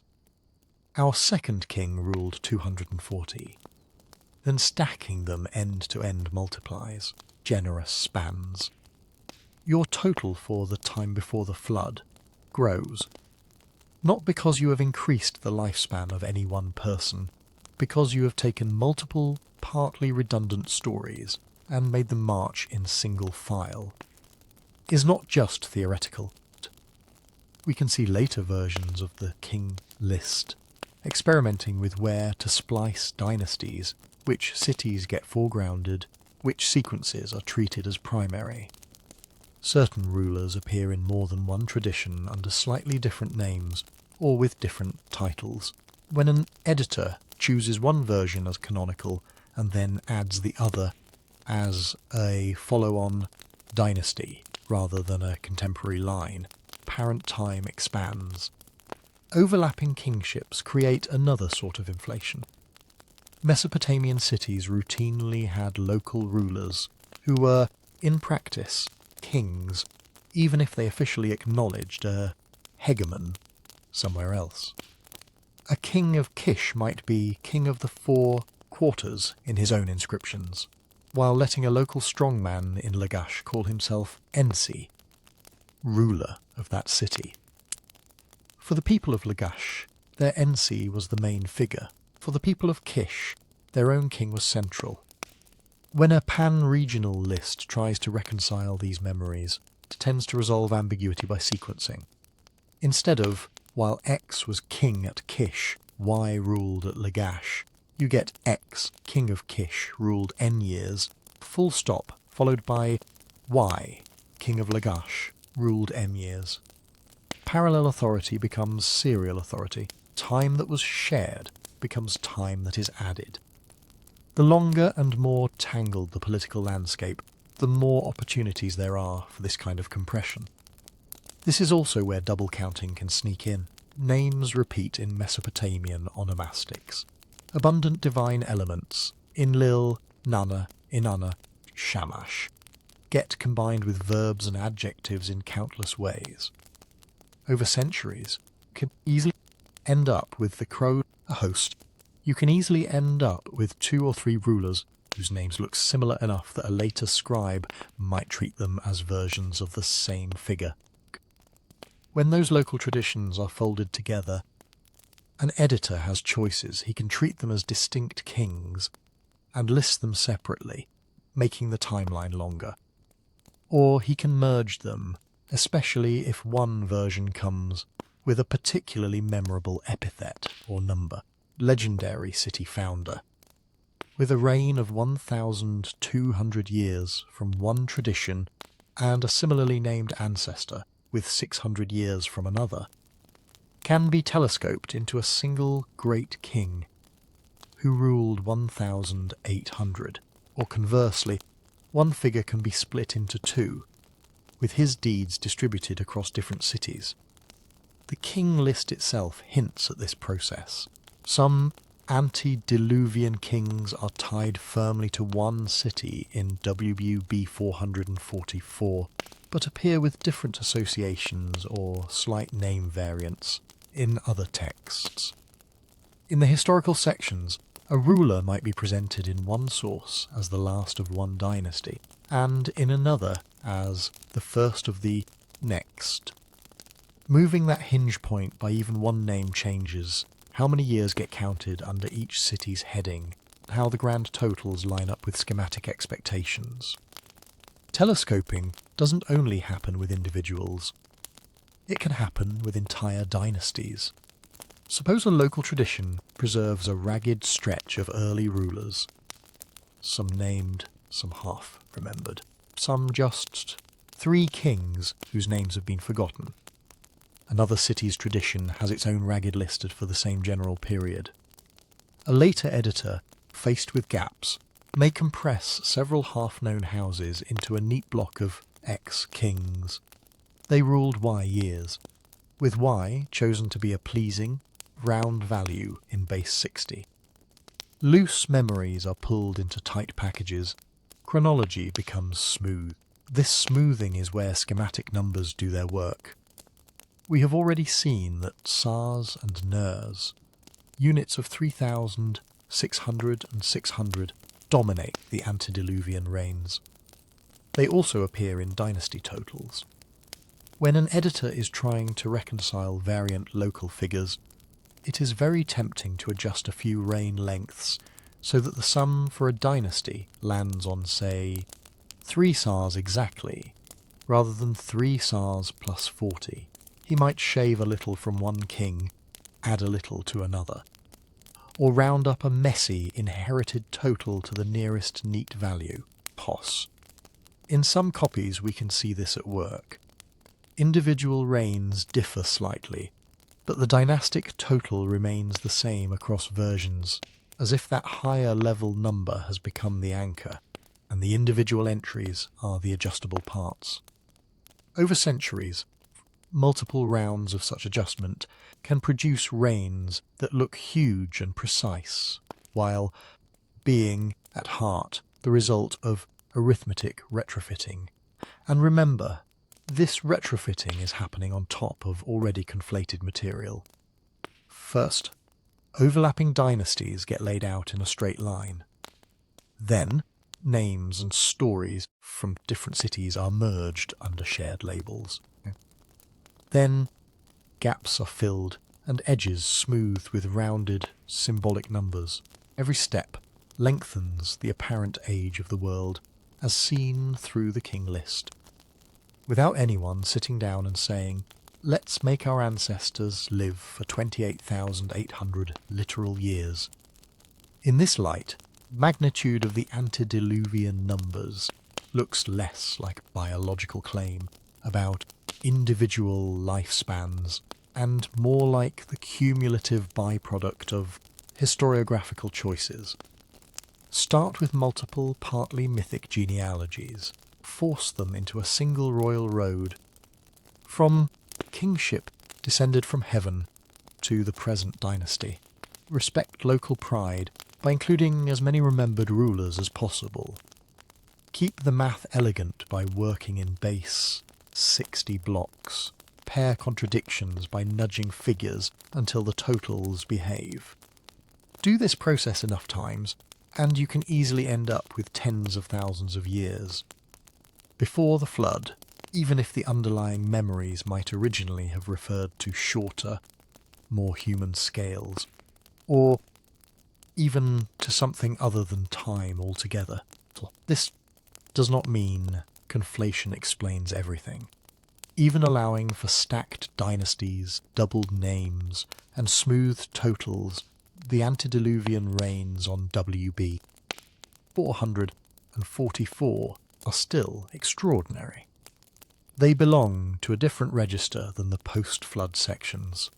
Their extremity is part of the point. But conflated dynasties and compressed timelines show how you can get from a messy landscape of local traditions to a single authoritative tablet that confidently tells you, in one column of cuneiform, that 8 kings ruled for 241,200 years before the waters came. To see how that tablet fits into an even wider imagination of deep time, we have to step outside WB 444 for a moment and look at what other Mesopotamian texts do with floods, ages, and the hazy world before ordinary history begins.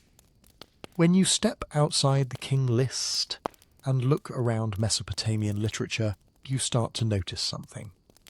The flood isn't just an event.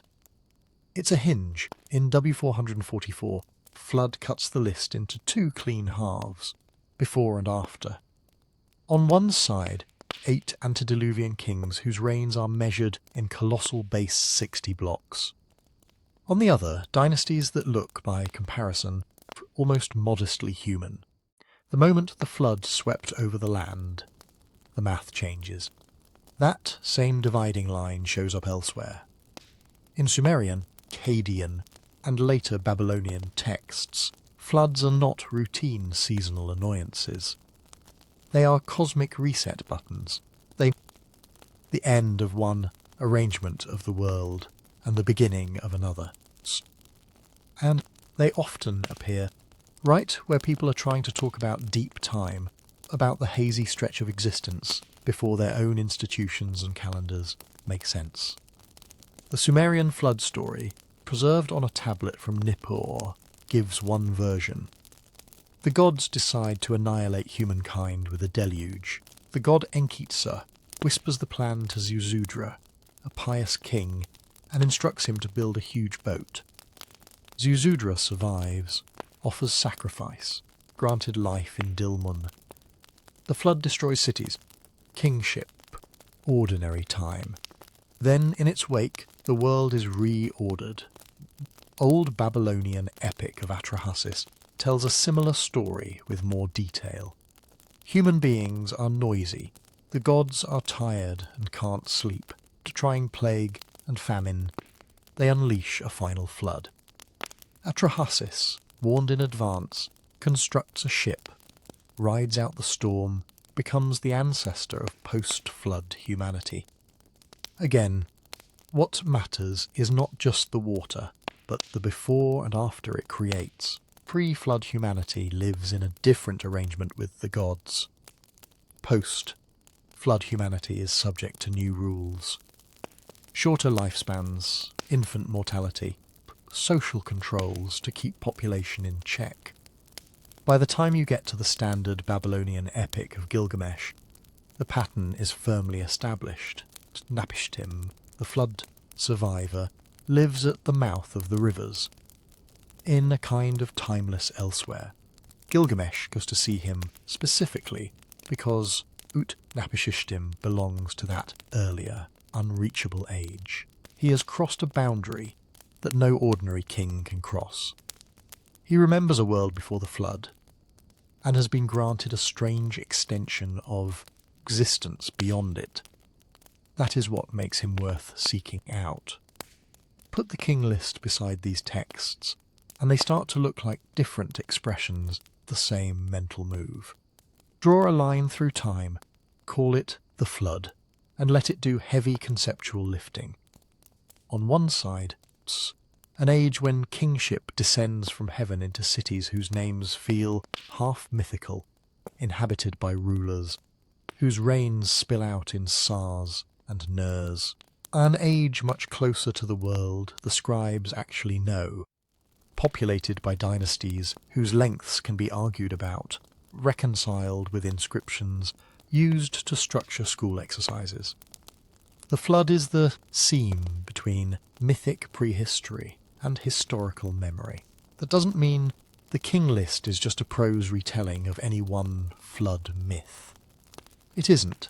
WB 444 barely narrates the event at all. The flood is a single phrase, almost an intertitle. Then the flood swept over. No ark, no animals, no speeches by worried gods. The function is structural, not narrative. List uses the flood, the way later chronographers use the birth of Christ or the founding of Rome as a pivot point for the flood and after the flood, become organising labels that compress a wide range of stories and memories into something that feels like a single intelligible timeline. The antediluvian section is where this really matters.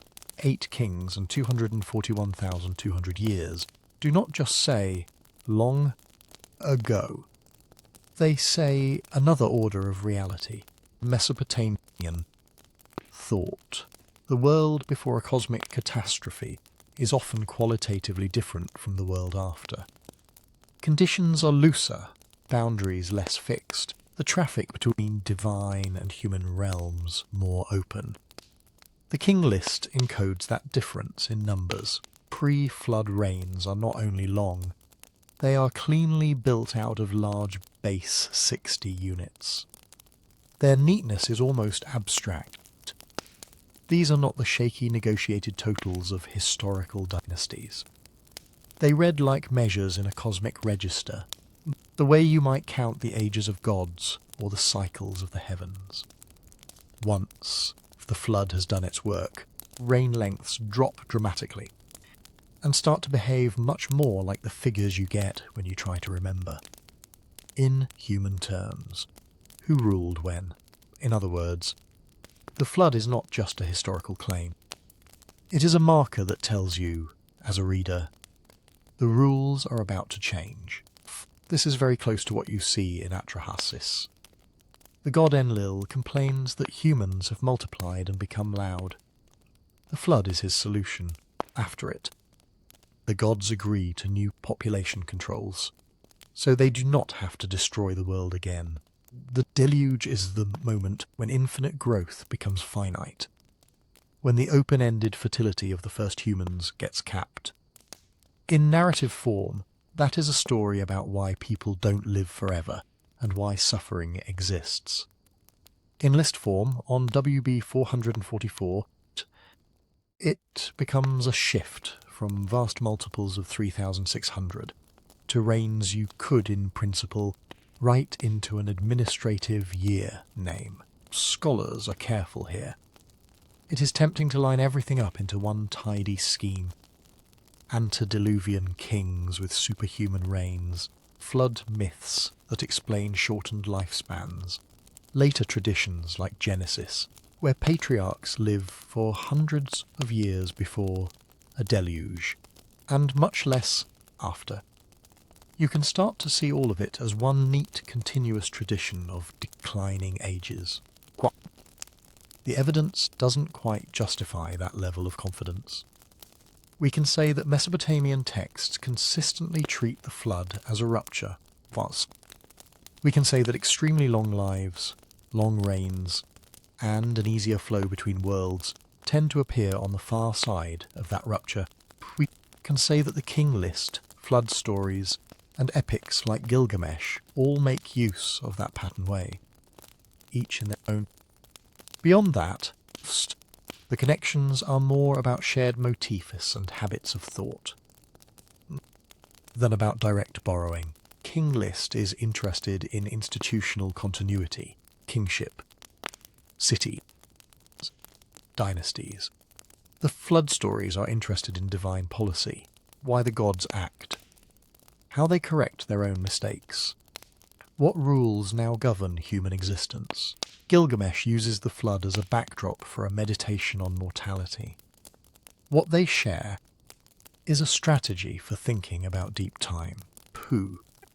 If you live in a world where people already tell stories about ancient kings, about strange, half-diving ancestors, about disasters that wiped out everything recognizable, you can organize all that into something like a history by drawing a bright line through it. On one side of the line, you cluster all the stories that feel too far away to verify. On the other, you place the period that feels close enough to be checked against monuments, year names, temple archives. The line itself gets dramatized as a flood. Once that structure is in place, the numbers on WB 444 stop looking like random exaggerations and start looking like participants in that same architecture of time. The flood is the reason the antediluvian section can afford to be so extreme, of course, because it is fenced off by catastrophe. Its reigns do not have to dovetail neatly with later chronologies. they can be as vast and schematized as tradition and base. 60 arithmetic will allow, without threatening anyone's sense of how long an actual human life can be. Viewed this way, the huge antediluvian totals do double work. They honour the depth and dignity of a sacred prehistory, a time when kingship first came down, when the great cities were founded, when the landscape of gods and humans was still being drawn. And they make the post-flood period feel grounded and relatable by contrast. Once the waters have passed, kings live in a world that looks like ours. More constrained, more fragile, bounded by mortality and political accident. Flood divide, then, is not just a chronological breakpoint. It's a meaning-making device. Tells you how to feel about the numbers on either side. Gigantic rains before become a feature, not a bug. They belong to an age when the scale of things is supposed to feel out of reach. Modest rains, after, become a sign that we have entered the domain of ordinary history. Scribes can argue over missing years and competing dynasties. And this is why the numerical shift in the King List feels purposeful. Flood is doing more than interrupting the column. It is underwriting the change from base, 60 cosmic spans to human-sized rule, takes what might otherwise look like wild inconsistency and turns it into a story about two worlds separated by water. Of course, even with that narrative scaffold, the specific magnitudes, 241,200 years for 8 kings, remains startling, positioning the list, alongside other flood traditions, helps us see the logic of the divide, but it doesn't fully explain how those particular figures were chosen.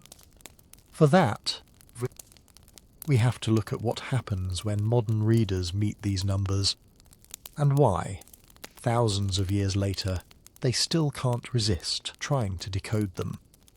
When modern readers meet those antediluvian rains, they don't just shrug and move on, they reach for explanations.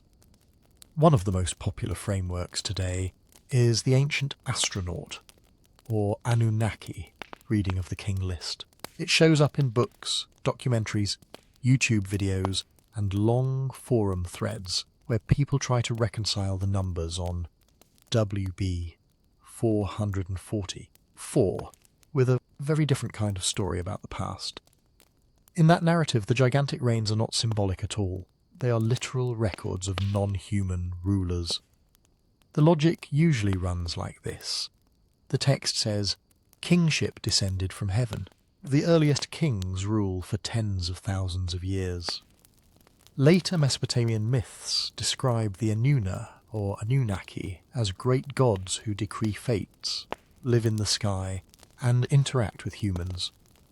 Put those pieces together, add a modern vocabulary of advanced beings and genetic engineering, glorgi, and you get a picture where those early kings are interpreted as extraterrestrial visitors, with extended lifespans and superior technology, ruling over early humans who misperceived them as gods.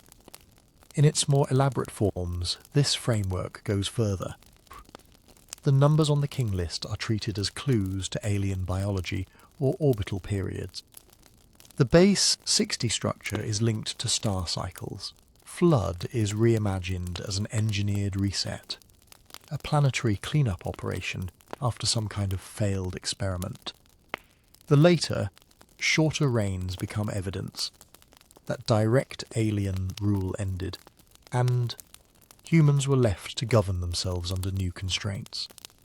Within that story, B, and 44 is not just a literary artifact. It is a scrambled technical report, a dim echo of actual contact. You can see why this appeals. First, the raw numbers really are shocking. If you come to the text with modern expectations, lifespans measured in decades, governments turning over every few years, 241,200 years. For 8 kings reads like a problem begging for a solution. The ancient astronaut reading simply takes the shock at face value. If it sounds inhuman, maybe it was inhuman. Second, mythology itself feels alien. The King List opens with kingship descending from heaven into a city. Later myths talk about gods flying in chariots, meeting in assembly, sending floods, granting eternal life to a single survivor. To a modern mind raised on space travel and science fiction, it is easy to swap heaven for orbit gods, for visitors, third, and read the whole thing as a technologically misdescribed contact event. Third, there are genuine gaps and uncertainties in our understanding. We don't know exactly where the King List was first compiled. We don't know the complete textual tradition behind its antediluvian section. We can see the mathematical patterning of the long reigns, but we can't be entirely certain why those specific totals and not others were chosen. Where there is uncertainty, imagination moves in. Speculative frameworks thrive in the spaces where scholarship has to admit, we're not sure yet. Finally, the text feels distant enough that people are willing to project. This is not a royal inscription boasting about a single battle, or an economic tablet listing barley rations.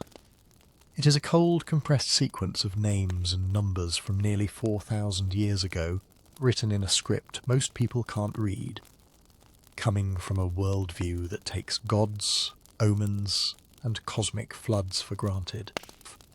That distance creates a kind of vacuum. The less familiar the context, the easier it is to insert your own. So what does mainstream scholarship actually say here? If you survey Assyriologists, cuneiform specialists, and historians of Mesopotamia, you do not find support for the idea that the King List is describing literal extraterrestrial rulers. There are a few reasons for that. First, text itself never says that the antediluvian kings are non-human. It calls them Lugal in Sumerian, using the same word it uses for later, fully historical rulers. There is no switch in vocabulary that would signal different kind of being. Second, the idea of kingship descending from heaven is not unique to the King List, and is not restricted to the antediluvian period in Mesopotamian thought. Divine sanction is standard political language. Later, fully historical rulers also talk about how the gods called them, chose them, gave them the scepter. The down from heaven motif belongs to that religious politics, not to a distinct class of beings. Third, when the Anuna Anunnaki appear in myths and hymns, they are gods, judges of the underworld, members of divine councils, not described as flesh and blood, rulers with palaces and year names. The King List, by contrast, is all about cities, dynasties, and reign lengths. The overlap between the two corpora is conceptual, not literal. The list does not identify any specific king as an Anunnaki or as a god incarnate. Fourth, the huge reigns fit very neatly into the numerical habits we can see elsewhere. They are clean multiples of SARS and NERS, the large base 60 units used in astronomical and theological contexts. The same arithmetic appears in later scholarly texts that have nothing to do with kings or aliens. Lists of divine ages, planetary cycles, cosmic periods. When you view WB 444 inside that mesh of sexagesimal speculation, the long reigns look like a human scribal construction, not a misunderstood technical record from somewhere else. So there is a sharp contrast. On one side, a speculative reading that treats the numbers as literal, and the cosmology as misdescribed technology. On the other, historical, philological reading that treats the numbers as symbolic and the cosmology as part of a coherent religious worldview designed for human audiences. The question is how to evaluate claims that fall between those poles. One way is to slow down and ask a few calm questions each time a new explanation is offered. First, what exactly does the text say? Not a paraphrase, not a meme, but the actual wording on the tablet. Does WB 444 explicitly say that these kings were gods, beings from another world, or does it simply list, in Eridu, Alulim became king and ruled X years? Are the enormous reigns presented with any commentary, or are they given as bare fact in the same formula used later? Second, what translation are you looking at? Cuneiform is difficult. Small decisions about how to read damaged signs can change the sense of a passage. Serious editions usually come with transliterations, apparatus and discussion of alternatives. Popular books sometimes smooth those away. When an extraordinary claim rests on a single phrasing, descended from the sky, from a distant planet, it's worth checking whether that wording appears in standard scholarly translations or only in highly interpretive ones. Third, what is the broader context of the motif? If someone points to kingship descending from heaven as evidence of alien arrival, you can ask, where else in Mesopotamian literature does this phrase appear? How do other texts talk about kingship? About the gods' relationship to cities, floods, and resets? When you see the same metaphor used in temples, hymns, and royal inscriptions, all within a human theological framework, the alien reading starts to look less necessary. Fourth, are the numbers unique? Do we see similar gigantic spans attached to gods, cities, or cosmic cycles in other tablets? If so, that suggests a shared numerical language rather than a one-off historical report. Base. 60 patterning in the antediluvian section is a strong clue here. Links the King List to internal Mesopotamian traditions of thinking with big, clean multiples. Fifth, claim require adding elements that are not in the cuneiform record at all. Genetic engineering, spacecraft, lost advanced technologies. These can be entertaining to imagine, but they are not concepts that any surviving Sumerian or Akkadian text mentions. When an interpretation leans heavily on modern technological ideas that have no direct anchors in the ancient vocabulary, it becomes more a work of creative fiction than of historical reading. None of this means you have to shut down curiosity. The past is strange. People who wrote WBB 444 really did believe in gods who could rearrange the world, in floods that reset time, in ages when the boundary between human and divine was more permeable. The antediluvian rains are still not fully explained, in the sense of a tidy, universally accepted theory that accounts for every detail. It is fair to say, there is something going on here that we do not completely understand. What mainstream scholarship tends to do is to look for explanations that arise from within that ancient world rather than importing frameworks from outside it. To read the King List as part of a conversation, Sumerian and Babylonian scribes were having with each other about time, authority, cosmic order, instead of as a muffled record of conversations with visitors from another star. If you approach WB 444 that way, the long reigns remain enigmatic, but in a different register. They are not puzzles to be cracked by decoding alien chronologies. They are signposts in a landscape of ideas, crowd. Numbers that tell you where mythic prehistory ends and ordinary kingship begins. Figures that compress a hazy memory of before into something that will fit on a tablet and serve as scaffolding for later history.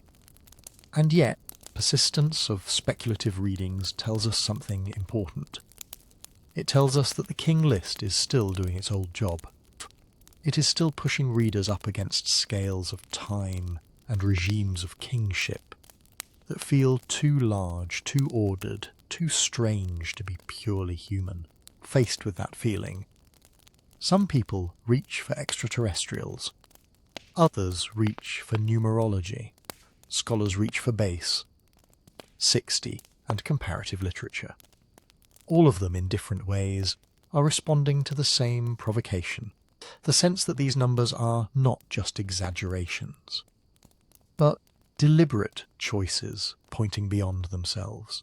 Whether those choices are encoding cosmic arithmetic, lost political memory, or some hybrid of both is still open to debate, to see how far that debate has actually gone inside the field, and where informed disagreement still lives. We have to look at the more cautious, but no less imaginative, arguments scholars are having with each other about WB 444's impossible kings. If you sit down with a stack of articles on the Sumerian King List, you don't just find one calm, settled explanation of those antediluvian reigns. You find several overlapping, partly compatible, competing stories that all get you part of the way there. Then stop. One cluster of explanations treats the numbers as essentially theological. In this view, the antediluvian section is a way of saying, before the flood, kingship was qualitatively different. It belonged more directly to the gods. The enormous reigns express that distance. King, who rules 36,000 years, is not just old. He is of a different order of time. This fits nicely with the way large sexagesimal units show up in other scholarly and religious texts. Gods can be given lifespans measured in sars and nurs. Cosmic ages can be described in mathematically elegant spans that no human could live through. The early kings plug into that same register. They stand half in the realm of the gods, half in the realm of cities and politics. That explanation has limits. It makes sense of the difference between antediluvian and post-diluvian reigns, but not of every detail. Why 8 kings? Not 3 or 12? Why a total of 241,200 years? Not some other combination of neat multiples? Why does the pattern of lengths vary slightly between manuscripts if the whole thing is a fixed theological code? Another cluster of explanations is historical mythic. Here the argument runs, the flood in Mesopotamian tradition is not just a metaphor. It crystallizes some long dim memory of real environmental crises, real displacements, real breaks in continuity. The antediluvian names could be fossilized traces of venerated ancestors, local chieftains, mythic culture, heroes, stretched over time by oral tradition and by the desire to connect the present to a very deep past. On this view, Alulim of Eridu, ruled for X years, is not a god or an alien. He might be a remembered founder, inflated until his reign stands for an entire age of that city's prehistory. Again, this helps. It explains why the antediluvian kings are still tied to specific cities. It explains why later rulers in those same cities sometimes claim ritual connections to them. It fits with what we see in other cultures, where legendary dynasties keep time across the gap between memory and archaeology. But it doesn't fully solve the numbers either. Oral tradition can stretch things. But it doesn't spontaneously decide that the best way to exaggerate is 60 times 60 times 10. That kind of arithmetic feels like something that happened in scribal schools, not at campfires. Third line of explanation focuses explicitly on that scribal world. Here, the King List is read as a learned exercise in sexagesimal thinking, kind of political theology done with numbers. The idea is that scholar scribes composing and copying WB 444 and its relatives liked their big round figures. They liked to express completeness through exact sums, so they took whatever legendary material they inherited about pre-flea flood rulers and assigned reigns that would add up to a deliberate total in base 60. A cosmic cycle gets sliced into royal reigns. Each king is a segment in a grand, numerically tuned timeline. This is where the base 60 analysis shines. It shows that the antediluvian block is not random exaggeration. It is architected. The individual reigns are mostly clean, decomposable units. The grand total is a perfect, almost ostentatious multiple that looks a lot like what Mesopotamian scholarly texts do when they talk about the ages of gods or the durations of world eras. But here too there are loose ends. Not every manuscript agrees on every figure. Some copies give slightly different totals. That suggests transmission, correction, and maybe experimentation. Not a single canonical code dropped from the sky, and numerical elegance tells us how the scribes were thinking, without telling us why they chose this particular architecture instead of another one that would have worked just as well. A fourth family of explanations is literary. In this view, the King List is a crafted narrative, prologue of impossible antiquity, a turning point marked by the flood, and then the slow narrowing toward ordinary time. Huge reigns are narrative devices. They expand the before into an almost timeless expanse, so that the transition to human-scale kingship feels like a major shift in the order of things. That definitely matches how the text reads. There is a distinct change of tempo when the flood arrives, and kingship descends from heaven a second time.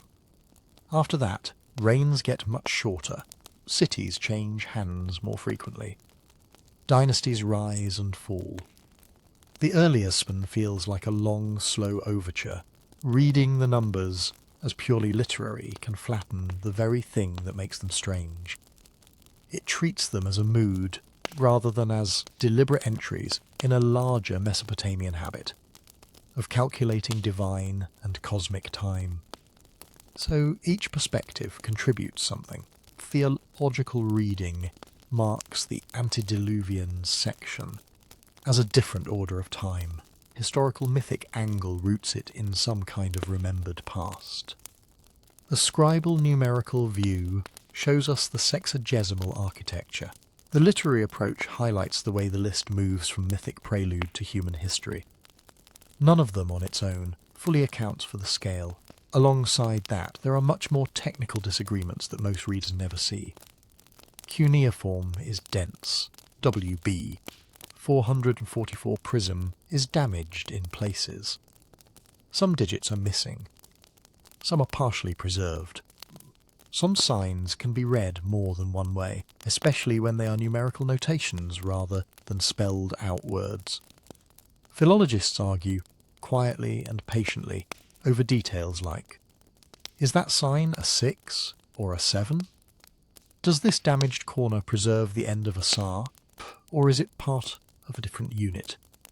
Is this city name written in a variant spelling that implies a different reading of the whole line? Different choices can shift a reign by hundreds or thousands of years. They can change whether a particular total comes out as a perfect sexagesimal, multiple or not. They can alter how neat the numerical patterning looks. That means some of the arguments about how designed the antediluvian block is to depend on readings that are not absolutely fixed. There are also questions of genre that complicate things. The King List does not fit cleanly into any single Mesopotamian category. It is not a myth in the way the Atrahasis or the Epic of Gilgamesh are myths, with dialogues and gods speaking. It is not a royal inscription written by one king about his own victories. It is not a simple administrative document either.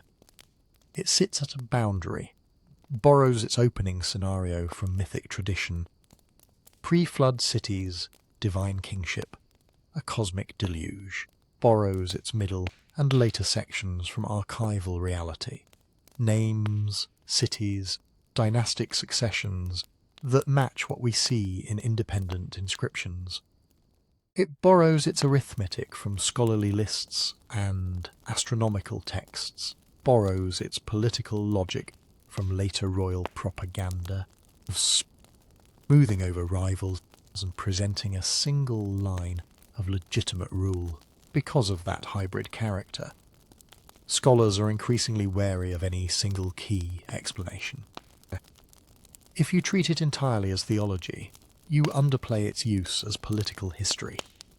If you treat it entirely as political history, you miss the deliberate mythic framing. If you treat it entirely as numerology, you risk turning it into a crossword puzzle where every crown, every city, every flood is just a placeholder for a number. The uncertainties in translation and the uncertainties in genre feed into one central unresolved issue. What, within Mesopotamian thought, were those antediluvian numbers for? Were they primarily didactic, teaching young scribes about the structure of time and the limits of human kingship? Were they a way of harmonizing different city traditions into a single prehistory, giving each cult center a seat at the table of before the flood? Were they an attempt to anchor theological ideas about ages and eras in a pseudo-historical format that readers would find authoritative? Were they something else again? A mesh of all of these functions at once? We can see that the numbers are patterned. We can see that they were important enough to copy, recopy, adjust, and preserve for centuries. We can see that later Babylonian scholars still cared about antediluvian sages, kings, and cities. But the exact mental move a scribe made when he wrote Alulim, 28,800 years on a clay surface. The mix of awe, piety, calculation, and tradition behind that figure remains out of reach. In the middle of this kind of uncertainty, it can actually be soothing to step back, to remember that you don't have to pick one theory and defend it to the death. You can let the possibilities sit side by side for a while. You can enjoy the strangeness without resolving it immediately. And if you like spending time in that space, where the evidence is real, but the answers are not quite finished, that's exactly the feeling I've tried to capture in the book that goes with this channel. It's available at sleepytimehistory.com, and there's a discount on it just for this week, if you happen to be listening around the time this episode comes out. However you come to it, WB 444 keeps inviting the same question. Not, what do these numbers mean to us? What did they mean to the people who wrote them? Until we can answer that more fully. The King List will keep hovering in that intriguing space between the known and the unknown. Enough is clear to rule out some of the bolder modern fantasies. Not enough is clear to collapse the mystery. That leaves us with one last task, not to solve the puzzle, but to learn how to sit with it. To look at a clay prism covered in impossible rains, accept that the people who wrote it were doing something precise and serious, and allow the unanswered part to stay alive in our minds. So let's sit with it for a moment. Imagine that prism again, or one of its cousins. 4 narrow columns per face, lines of wedges marching in order, city name, king's name. A reign length that looks like it came out of a calculator someone left running for too long. The numbers are not random. too clean, too decomposable, too neatly aligned with the sexagesimal system these scribes lived and breathed. You don't get 28,800 years by accident. You don't get totals like 241,200 years by simply making things up on the fly. At the same time, they are too large, too systematically inhuman to be read as actual reigns in any straightforward sense. No city, no court, no irrigation bureaucracy can run for 30 millennia under one continuous king. The clay itself understands that. A few columns later, the same scribes are happily listing rulers who reign 16 years, or 36, or 7 months. That tension is the heart of the puzzle, deliberate precision on one side, inherent impossibility on the other. The King List is telling us something very carefully. We're just not entirely sure which language it's speaking in. From everything we've seen, a few anchors do feel solid. WB 444 is a real object, made in a specific late Babylonian context, when scholar scribes were fascinated by old traditions. It is part of a family of king lists, some damaged, some fragmentary, some local variants trace a recognizable skeleton of Mesopotamian dynasties. The antediluvian section is always there near the front, its remote cities and towering figures. The structure of the text is stable enough to recognize. Kingship descends from heaven, cities rise and fall. The flood cuts time in two. Within that frame, the giant numbers behave like something crafted, not like static from a radio. They may be doing several jobs at once. On one level, they are mathematics. Opportunities to deploy big, elegant sexagesimal units, to practice addition and factorization, to express the beauty of multiples, and totals the way other texts express the beauty of hymns. On another level, they are symbols. A way of saying, this era is not like ours, using lengths of time as a kind of sacred vocabulary. They are also politics.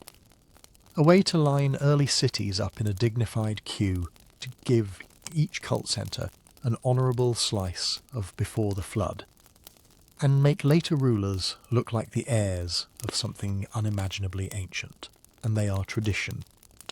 Numbers that have been copied, adapted, and rejustified over generations, calcifying into authority, simply by being repeated in the right kind of clay, by the right kind of hand. Those layers don't cancel each other out, they stack.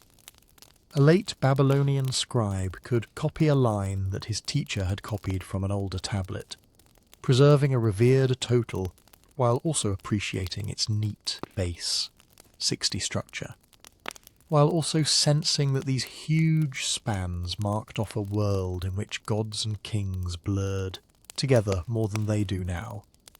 The same number can be a school exercise, a theological marker, a political statement, and a piece of inherited myth, all at once. What we don't have is the inner monologue.